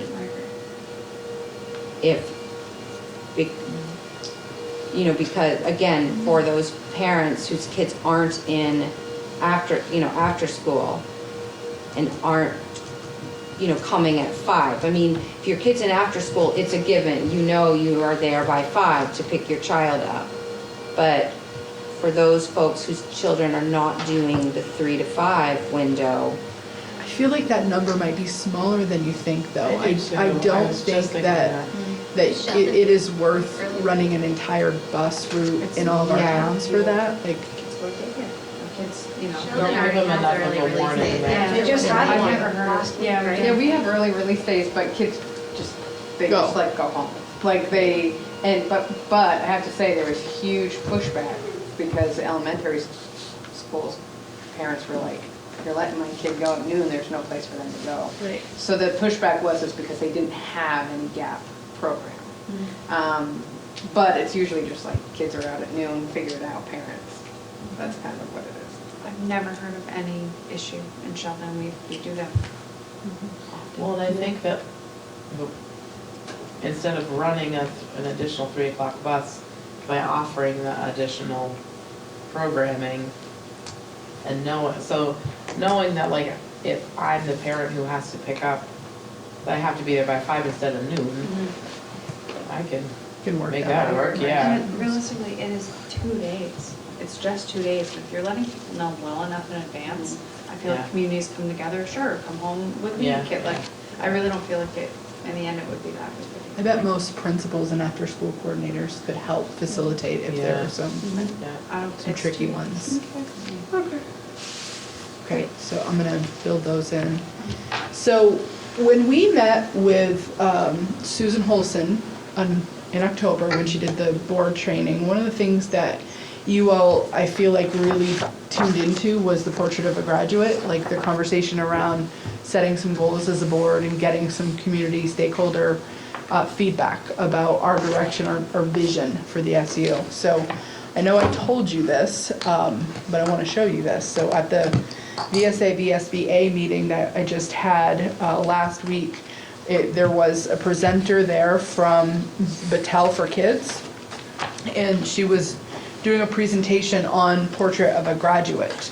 So I was able to get some examples. I went to 2 sessions, the keynote, and they walked us through this template, this portrait of a graduate template for how to engage your stakeholders. And this is kind of like a how-to guide for superintendents, and it's pretty clear how to do that. So they released this, I'm sharing it with you. And then later, I went to a session with one of my colleagues, the superintendent from the Woodstock area, and she was presenting on the portrait of a graduate and strategic planning work that they had just finished. So that's what this is. So they have, they actually contracted with Battelle for Kids to have a consultant come out and work with the community to do this work. And this is the document that they ended up with.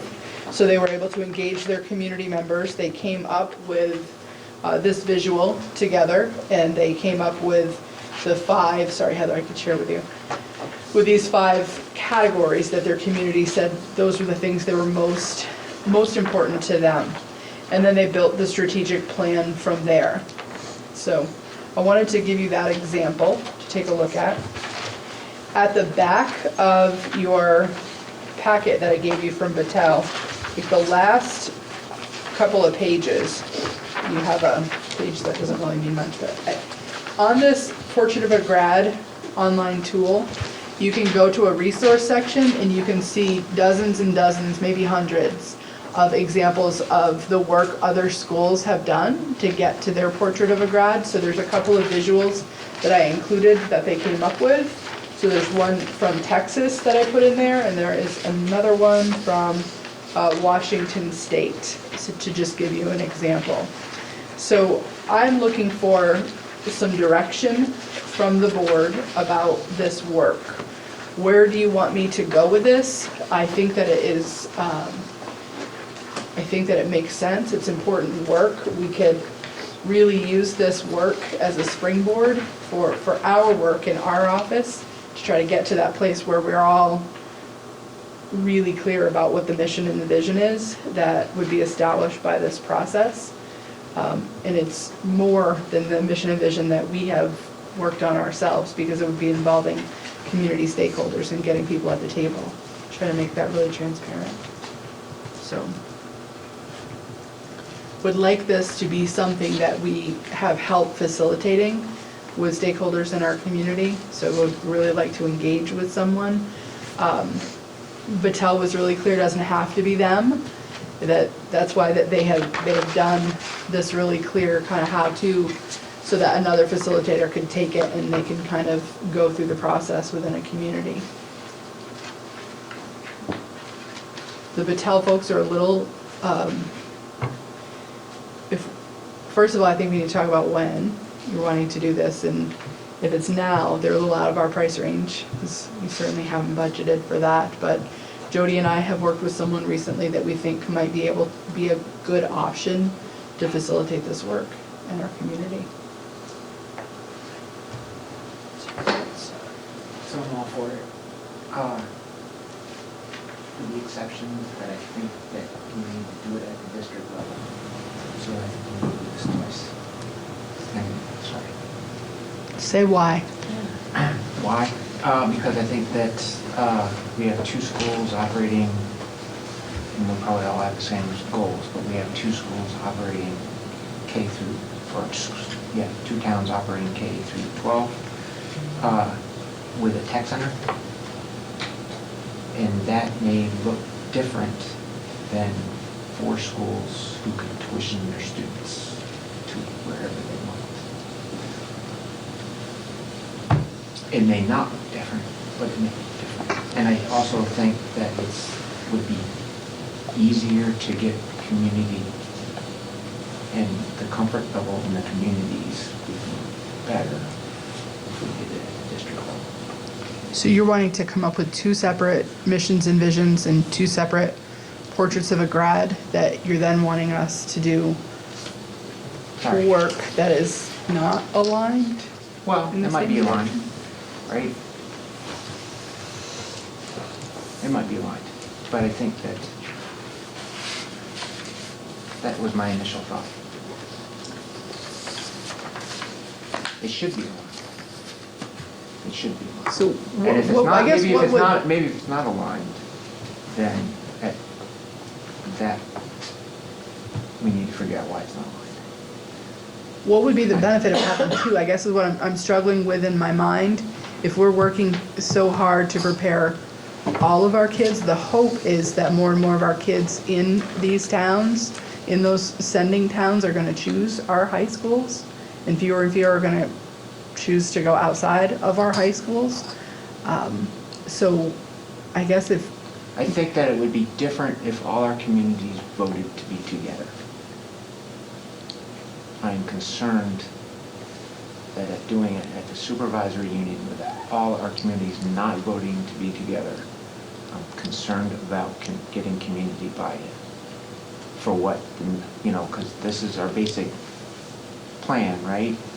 So if we don't get significant community buy-in, the next step when we go to say, okay, this is what we need to do to implement the plan, we're not going to have communities behind us to do that. That's my concern. But isn't it more of like you're creating, basically like if your kids are in this supervisory union, this is our vision for them when they get, if they stay in this supervisory union, this is what the vision of, these are the skills that they will have by the time they graduate. Like this is what our graduate will look like. So I think we're doing that for SU, like whether towns or whether people decide to send their kids elsewhere, I think that's something different. And do we, so this is gonna sound bad, but I don't know how else to say it, is what do we need community buy-in for? So there, when we come up with a plan, we may have to ask our communities to do things or to increase tax rates or something to implement our plan. Right. So I think it is, so when we had the VSBA training, right, one thing she made pretty clear is that you don't want people sitting in those seats there. Right. You need to have community buy-in. Right. And I think that's really important. I mean, if you look at what's happened, with the principal leaving and the grading system, and, that's because they never had community buy-in, right? I mean, that's... Right. Do you think the community buy-in is at this, like building this is about their input? Like what are their wishes, what are their hopes? The community buy-in part, the way I'm looking at it, is after this, when you're looking at, now that we have this, what's our vision, what's our mission, and then what are the actions that we need to take in order to get to that? And the actions piece, when I think about our work, we don't think about the schools as being different. We really are trying to look at this as a continuum of pre-K to graduation and what do we want for all kids. But I hear what you're saying about the buy-in part of the community, and the buy-in part, I'm all for at the district level. I'm not sure why the portrait would be different. That's the part I'm not understanding. I'm not sure it would be different, but it might be different. And that's my worry. So you're thinking, I'm just trying to think of a scenario. So you're thinking like people like saying, we never agreed to this being a goal, so why should we fund that? Is Yeah, that what you're thinking? Exactly. Okay. You know, so say Right. the goal was to, you know, improve the tech center, Right. you know, or Because that was one of our our things right. was about transferable education or something like that. Yeah. But what if you engage the public in creating the document? Do you know what I'm saying? In the creation of the portrait and. Yeah, exactly. Right. But I think that I mean, that's You don't think what that can happen at an SU level? You don't? I worry a little bit about doing it at SU level.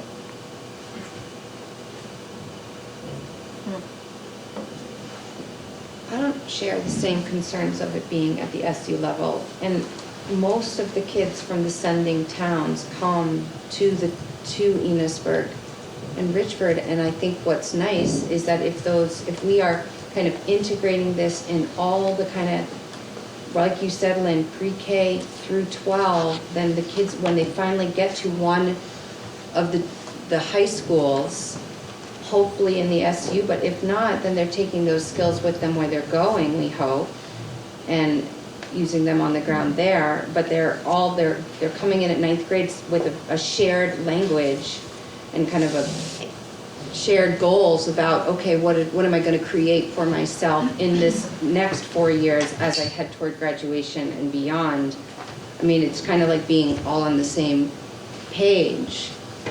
I mean, I know that, yeah, there are kids that tuition out for sure to schools outside the SU, but I don't think that that ought to be to the exclusion of a kind of unified kind of portrait of graduate in a program that helps us kind of have a common language starting in the younger grades all the way through high school. It seems odd that it wouldn't be SU-wide and that we would be doing something differently on the NMV side of things that wasn't of the same kind of rubrics and structure and whatever. And it also seems to me that it segues or kind of dovetails really nicely with the work that you all are doing with your whole kind of interventions and the plans, because I mean, this is all kind of part of the same organism of how we're trying to kind of work with kids where they're at in this kind of common, shared system. So I think it ought to be SU wide. I don't fully understand, I'm just getting up to speed with it. I don't fully understand kind of like what does it really look like programmatically and otherwise. I don't understand kind of quite yet what the financial implications are. Yes. That's still a little unclear to me, kind of the meat of this process. So the portrait part is this, like this is the portrait piece. We talked with Susan about getting to this so that you can hear from your community what their feedback is about what they want to see for their graduates. What are their hopes and dreams? So then the board would use this as a tool to say, okay, so these are the hopes and dreams. Now what are the board goals that are associated with this? And then we would develop a strategic plan associated with it. The how to implement the strategic plan, that's the piece that you're paying all of us to do, is to try to say, okay, here's how we're going to break down how we're going to get to that, and here's what we're going to report back to you on these things. So like, for instance, I see on this one, it says, has the ability to navigate and create in a technologically rich global environment. So if you're lacking in technological resources, and you say this is a goal of ours, that kids will be able to do this by the time they graduate, then you might have to put some money in that line item around technology. So I could see, it's almost like a town plan too. A town plan says these are our visions for our town, and it enables you to get grant funds, right, to hit those targets. And so almost it's like this is what we would like our kids to be able to do. Now what do we need in order to accomplish those? And it might be in the form of money, right? The chances are good, but we're not. It might be just like restructuring or whatever. The one, I'm trying to I'm trying to understand your perspective, and I'm trying to also look at it through the lens of both districts and how that would be received, and because that's kind of my job, is I have to think about both sides of this, and I think that sometimes when you are in a sending town, I feel like there are sometimes that the community members in those sending towns feel like they don't really ever have a say in what happens at those high schools that they send their kids to. And I'm wondering if we say, we're going to build a portrait of a graduate for Enosburg and Richford, and we want to do it in our towns, we're not going to be, the other towns aren't going to be a part of it. I wonder if that's a weird message to the families in the communities that are sending kids to those schools, because then they don't, as tuitioning towns, get a say in what their wishes are for their students who are also here. And the students from a sending town, I mean, our students are still community members, so even if they do go to other high schools, a lot of these young adults will come back to these towns, and maybe we'll have children that do come to one of these high schools. So I think from a larger global community perspective, it does make sense to do it in a unified fashion. But I do see your concern, because there's been the gun shy of one size does not fit all. Right, in that kind of like local, but I think in this visionary idea, it has to be bigger.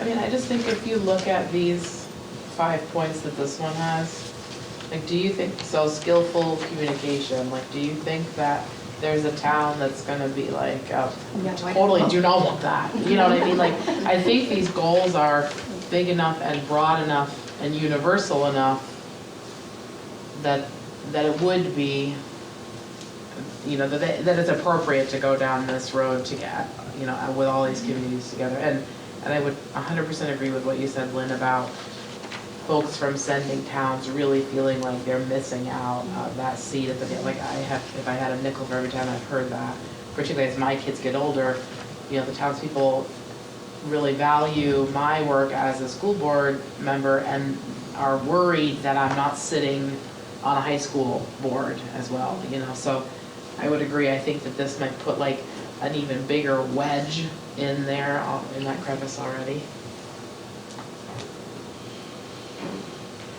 Kevin, I'm interested to hear what you think. Really? Yeah.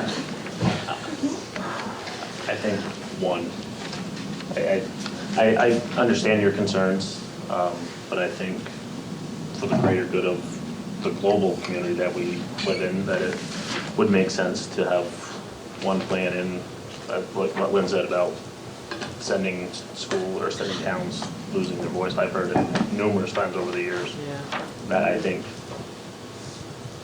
that would have an uneasy feeling for a lot of people. Okay.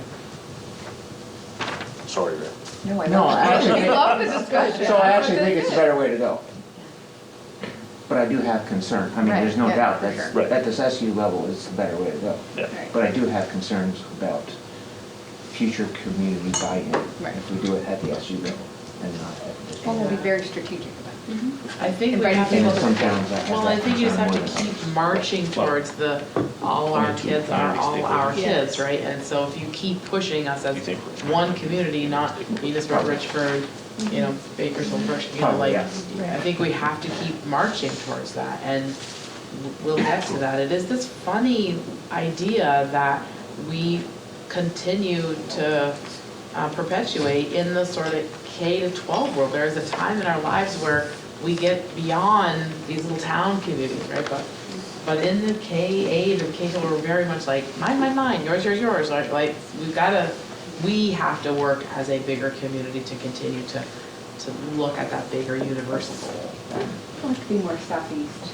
Yes. I think that for the big picture stuff, I think our community needs us to help them to move closer to that thinking too, that we're in this together. Exactly. I think that there's room for how you communicate the buy-in piece, like why it's a certain priority, because when you think about, I heard, don't remember now, Polly or Jean Marie use the connection to the technology piece. Like if that's your goal, you may be asking for some money to support that. That wouldn't necessarily be the same in each of the 6 towns, that might look different in each of the 6 towns. So that's where I think the communication piece might vary by town, because we are all in different places, and the needs, it's not about the equality piece, it's about the building towards the equity piece and what people, or what our schools and communities need in that moment as we're building the budget. So that's where I think the buy-in, being specific when we're communicating about that and how it relates at the individual school and district level. I think it's important for us to keep that in mind. That's what I'm saying. So is anybody opposed to moving forward with the work around Portrait of a Graduate? I do just have a question, sorry. Oh, no, please. When we talk about the community members piece, I value the community members' opinions and I want them to have a seat at the table. But man, sometimes like you gotta like lay a bunch of $50 bills on the table to get them there, you know, like that, it's such a struggle. That's my only concern. I want it, I just am like, how will we do this? Just with regards to that, tomorrow night, there is a community engagement workshop in St. Albans I will be attending. Hopefully, they have some unique tools that we haven't implemented yet, because it's across the board for every program out there. It's getting people to come to meetings is hard. So if anybody's interested in going, I think there's more seats, but I'll be there. So one of the things that they talked about was a little bit like that, about that concern that it's hard to get people to come out. You want to make sure that you provide opportunities in this process for the greater community to come in, but you also want to have a really, if you look at page 6, the sample representation of your portrait design team. It's really looking at who are the just right members to have doing some of this pre-work, and then analyzing some of the stakeholder feedback. You might not have to physically have them come. There are lots of other tools we can use to get input from our community digitally, and that might be something that we need to explore, is how we can do that as well. In order for us to move forward with this, I want to engage with an outside facilitator, because I think that's important. I think that I'm hearing Rick's concern, and I think I represent something in that, and I think that it would be a misstep for us if it was me leading this, because I feel like that would be perceived as me pushing it in a direction. And I want this to be genuine, that we're getting everybody's feedback and that we're coming out with something that is, has everybody's voice included in it. So I would like to engage with the outside facilitator to get started on planning for this, and hopefully we can have something, if this person is willing, to come back in December with. I think that this isn't likely going to be like tomorrow work. It's going to take some months to be able to get at this work, and I don't dare yet guess in terms of timeline. My hope is that we could have something like this done for the end of the year, so that as we're building our goals we talked about having a board retreat this summer, so that we could establish some goals, the board level goals this summer, to push our work forward for the coming year. When you say end of the year, you mean end of the academic year? Is that what you meant? Yes, I mean, it's possible, we have to talk with the facilitator, maybe we could speed that up. No, I'm not I would pressing. think that would be a tight for the Yeah. year. Just hearing about schools that have gone through this process, sometimes it's taking like a year to 2 years to create. But Plus around the cost too. I mean, I think we for any much about cost. So when they contracted with Battelle for Kids, it was $50,000. We don't. Is that or the EE director? Okay, I'll do it then. I don't think we need to spend $50,000, but when we have to talk, we have to look at I don't feel like I could say we can do this for X amount of money, because I think that we need to meet with the facilitator that we worked with on something else, and see if there's interest, and then try to break this down into how much time's gonna go into this, and see if we can come up with something that's a ballpark of how much that kind of facilitation would cost. I wanna bring that back to you. Reasonable? I wonder if there's a way to get some feedback at your budget meetings too, at your annual meetings. There are people at those. So maybe that's an avenue in to get some sort of feedback from the communities. Can I just say one thing? It's just a capacity question. because I feel as though in a lot of different realms, there's a lot of excellent, like kind of progressive innovation happening on all sorts, like I love it. I love hearing what everyone's working on and what collaboratively people are working on and how we're really trying to kind of create a lot of innovation from like pre-K to 12 here for all the kids in these communities. And I'm like, wow, this is all, it's a lot. And just like, what's the capacity, like not only the financial capacity, but the people power and energy capacity. So just like the pacing of just like this alone, like, which is a kind of like, seems like needs to kind of, is a pretty dynamic and involved process with a lot of stakeholders from all these various communities. That's just all, it's like, how do we pace all of these so they all end up being kind of, successful in realizing it's kind of a marathon and not a sprint with some things, because I don't know, maybe you don't feel stretched thin by the like amount of kind of work, but this is an enormous amount of work and innovating on all sorts of kind of levels with our kids educationally and otherwise, and like new things like a facilities manager in both, in both districts, and the person that's coming in is the new kind of special ed person, and just a lot of moving pieces all at once. I'm sure you're all super, comfortable with this amount of kind of moving pieces, but. I'm trying not to look at my peripheral vision because I'm pretty sure they all had a physical response to that. We are stretched pretty thin. There's a lot of work that is happening, but I think that we all, I think that Jody and Michelle and I for sure, and I know I've talked to Heather about this is kind of the linchpin in the middle of a lot of the things that we're trying to push on right now. Yeah. Like the connection to proficiency-based learning, the connection to the work we're doing around our MTSS system and our universal design for learning work and our continuous improvement plan. Like, this is an important piece of us being able to really kind of get to a place where we feel like we can move forward with those things in a better way. So I don't think that this feels, and please jump in, that it's separate and unconnected work. Like, I think it would be incredibly helpful, because when you're doing the kind of heavy lifts that we're trying to do, there are often multiple possible entry points. And having a really clear vision and kind of guide star from you guys would be super helpful for us when we are trying to approach what's the right entry point for this work. And I definitely don't see it as, I see it as part of what I'm saying, like this is a very like holistic, whole systems kind of vision that I think I'm hearing kind of being built on, again, from like pre-K all the way through K, high school graduation. So I absolutely get it. It's like, it's a beautiful kind of interwoven web here that we're trying to kind of create system-wide through all these schools in all these buildings in all these communities.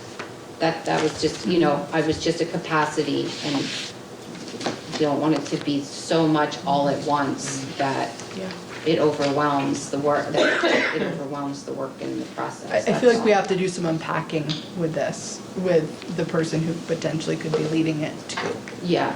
To see if this is a reasonable goal. Yeah, so I was just gonna say, I think we need to do this first, and that way we know where to put our efforts, right? We don't have a plan, really. So we need a plan on where we're gonna be, where we wanna go, where we wanna be when we grow up. Somehow we need that. So we've been doing it, and this is something that Susan helped us to unpack. We've been building the plan, right? And the board hasn't ever really engaged in that visioning work and that goal setting work, and I think that that's been a key missing piece for us, and I think that that will be incredibly helpful. Like Jody said, you guys doing this work and engaging in this process is going to help us to be like, here's our North Star, we're going to come up with something that we're all going to own, and our communities are going to own, and our teachers are going to own, hopefully our kids, it's going to be transparent to our kids. So it's the good next right work. I think that Rick and I, although we didn't think alike on one thing tonight, we often do think alike on a lot of things, and I think that you and I probably had the first similar reaction to Portrait of a Grad, like, yes, we need it yesterday. But I think that Mary used a little term, the marathon, not a sprint, right? One of you did. I think that it's important for us to keep reminding ourselves of that because we've been running a marathon for the past several years, and we're running a different kind of marathon right now, and this one's way more rewarding, I will say. This is good work that we're all invigorated by.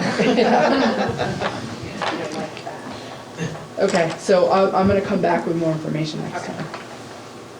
All right, so you asked me to get information from Northwest Access TV because they made a request about your contribution for filming and posting these videos. So this was the response I got from Elizabeth, and it was, in order to keep fees affordable, we adjusted the FNESU per capita down to 7.5 cents. The school districts are all being asked to pay 15 cents per capita. So in a way, yes, you're paying twice, but you are receiving twice as much service. So they cut the per capita cost in half. So here's, I don't know this respect, but, so I was just at a select board meeting last night. And so they've gone to the village and the town, and now the school, which means the same taxpayer, if you're a village resident, you're paying 3 times now. This is the 3rd time. Because they're paying for village, it's coming out of the general fund, and so now it'll be school tax. So it's 3 times for the same service. And I know the argument, so we asked that question, the argument was, well, there's that many meetings. Right. But I'm wondering, as a taxpayer, paying for the same service 3 times is a little odd. Yeah, I see what you're saying. You know? Technically it is the same service, but it's not like they can be like, well, we're just gonna do the select board meetings and pretend like that's all, like they are different meetings, right? So. Right. If they were doing a fee for service, it would feel different, I think. Yeah. Because I think it has felt different, but the per capita piece is where I think it feels strange, is what I'm reading from you. Exactly, it's that per capita piece. So you're recognizing that they are filming 2 district meetings each month, the SU meeting each month, the town. Are there 2 meetings at the town level? I always get confused by the town and the village. And then the town meeting. So village has approved to pay the per capita, so village residents, and then the town is putting it on as an appropriation, so it'll be voted on. But that will come out of the general fund, which also the village pays into or out of. And then now the school tax, which is gonna hit the same taxpayer. So yes, it's the per capita that I'm getting caught on, because it seems like it's getting hit multiple times. But I do understand, you're right, if it was paid for service of this meeting and that meeting, it would feel different too. But we're talking like small dollars. So I think I brought that it up. was, so for the town, it was $600 $1,300 a year. So it's like $100 and something dollars a month. Do you remember what it was, Morgan, for the? I think the original one was under 1,000, right? Yeah, it was So I like mean, it 700. is, but I'm just wondering, like,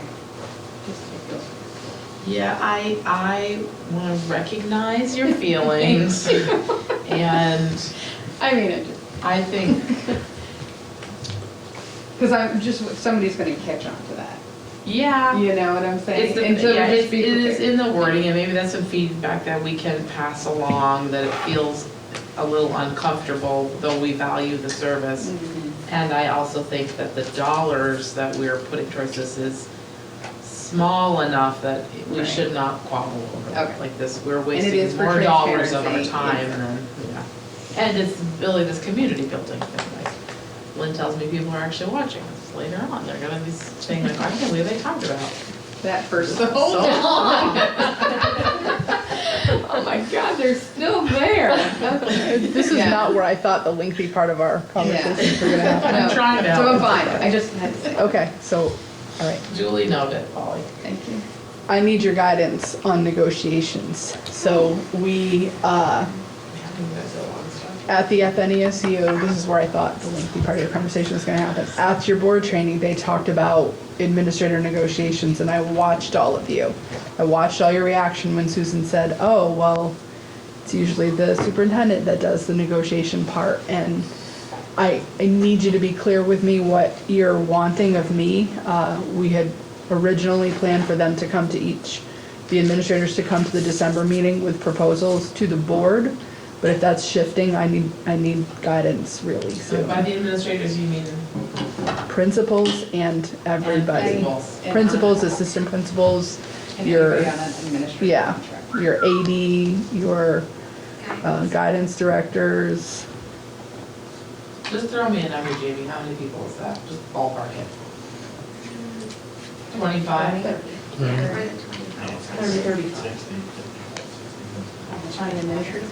had like 23 for us just this year, right?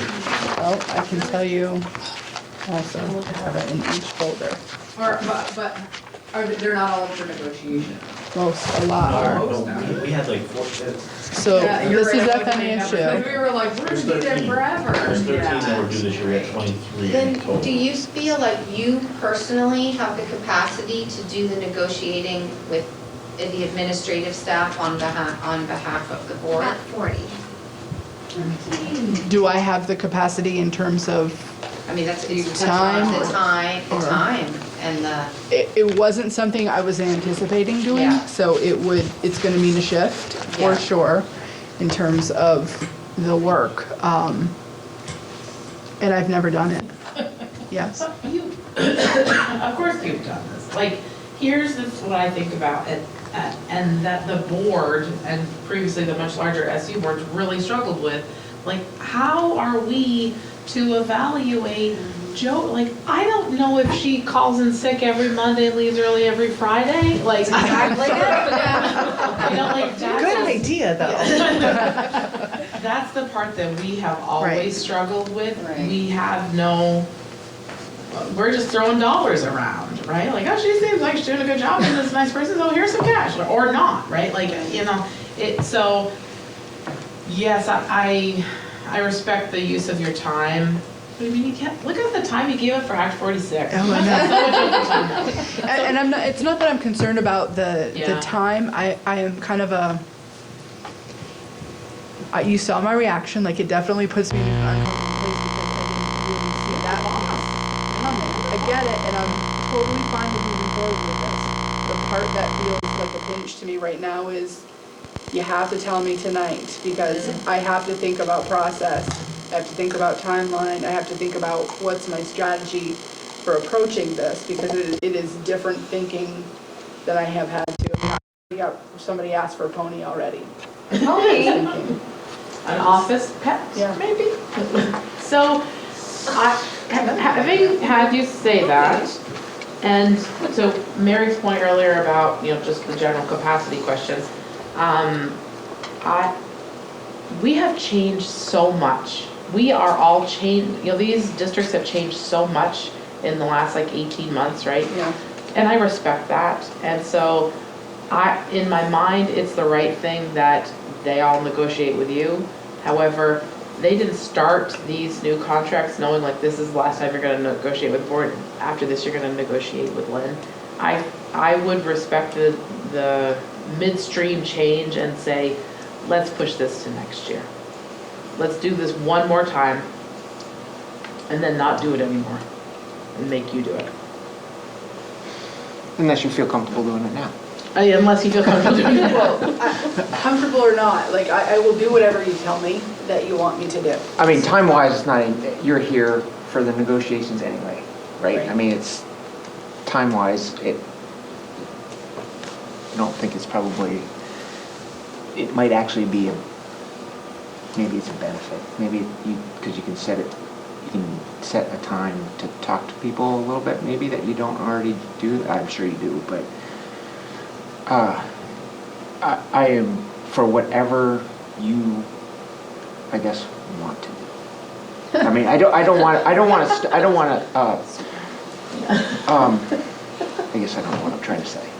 I think it would be best if you did it, but if it's puts you in an uncomfortable position where you're gonna be up all night. What I don't want is for you to make me choose. Okay, all right, perfect. Because That's right where we are. I don't want, well, I don't, because I'm gonna be negotiating with everybody at this table, and I don't want this to be about me. I want this to be about what's best for the organization. So if you tell me that it's gonna be me, whether it's gonna be me this year, or you're gonna negotiate this year and say, and from here forward, it'll be Lynn, I will do whatever you say. But I don't want the perception to be with my administrators, I wanted to negotiate with you, right? Like it's, Yeah, no. that's not the message I want So to that give makes to it my easy. administrators. I think that it's a better for the organization if you do it. I do too. Again, we We're don't know. sitting on the outside. We're like And so 6 what's gonna meetings a year happen with- is we're gonna bean count. That's what Yeah, we're gonna do. We're gonna every be counting time. beans, and it's not in your best interest. You already come to the table and you say, Jody, I want you all to know before Jody comes in here that she has done an outstanding, like you're already doing, you're just coaching us through what you would do. decide. So, But I also need make some it very guidance. clear, so I think that you should do it, but make it very clear that if they do not feel satisfactory with your decision and want to appeal it, they could come before the board. and we will give them less money when they do it. Right? Like kind of due Are process. you guys hearing that? Yeah, I'm gonna start by asking for 2 ponies. Right? So I need parameters, is the, like, and I don't, you're gonna need to go into executive to give me parameters. And I need him, because Yeah. I need Oh, right. Data. him, Morgan, to be my money person. You know, obviously, he will help in a different way when it's his own negotiations, but I just need to know, like, you guys make the decision because you're in control of the budget. I am not in control of the budget, so I need you to tell me, like, I can't give everybody, you know, a 10% raise. Like, you gotta give me some. But I almost feel like you would have more insight. We don't have that insight either. I mean, yes, we deal with the budget, but when people come in and say, I want, they were like, sure, go right ahead. And it's not until later that we find out, like, this is where we're at. I feel like we're not as informed, maybe, as you could. Yeah, so, do you want to talk about it now and go into executive session? We could go into executive if you want. Could we pause this and I just do the last? Yeah, let's do Yeah, the do other that, stuff and then we'll go to to executive. So, Rick, you had wanted some time in the snapshot, and I'm not sure how deep you want to go in the snapshot. Could I show the snapshot? And then you tell me how far you want to go? Now? I know, now's not the time. Do you all know how to get in the snapshot? Like, have you gone in to see it online? So I know you had wanted us to do some looking at the data, and we have as a leadership team taken a look at the snapshot, and there were some things that surprised us. And there were some things that, compared to the state, we thought we were gonna be further off, like teacher retention. We were surprised by that because we really feel it here, and we're only like 4% higher than the state, so that surprised us. So, I mean, there's definitely, I don't know if when we bring this back, I can bring this back in December. I don't know how deep you want me to go in this. I'd like to, I'm curious about a lot of this stuff, I because do some of want it to doesn't just make sense to me. quick time check that we're at 8:50. Right. We're well over Yeah. where we had hoped to kind of end. So we'll bring this back in December, January, depending on Okay. negotiations and what you tell me next. Okay. There is a class action suit that I was approached by Pietro Lynn, who is our attorney, about a class action suit that began in California, and it's really going after the jewel manufacturer. It's not requiring any kind of financial obligation from us, but we would be a member of the class action, and it's really trying to get at recouping some of the costs we have had to incur for fighting the battle of the jewel addiction that's happening within our schools, and all the additional resources that we've had to put towards this, you know, vape sensors and different things like that. So I see no negative to it, so I would like to tell them we're in. Yeah. Aaron. What did you say? Aaron Brockovich it. Do you need a formal? You better run it up. Do you need a formal motion? Okay. I think they need it. Yeah. Well, I'll make that motion for us to join in the Jewel class action lawsuit. The last thing I have, I already. Aye. Oh, All, sorry. okay. Aye. All in favor? Aye. Okay, Yeah, you should probably vote before I go on. yeah. So at your district meetings, I told you about that union side letter, so I don't need to say that again, I'm assuming. I would like Mary to sign that union side letter for this SU board, if you're in favor of it.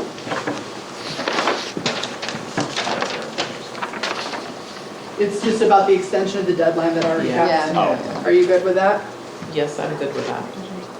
That's all I have, except for the guidance I need from you around negotiations, so if we could go into executive on that. I'll make a motion to go into executive session at about 8:50. Thank you, everyone.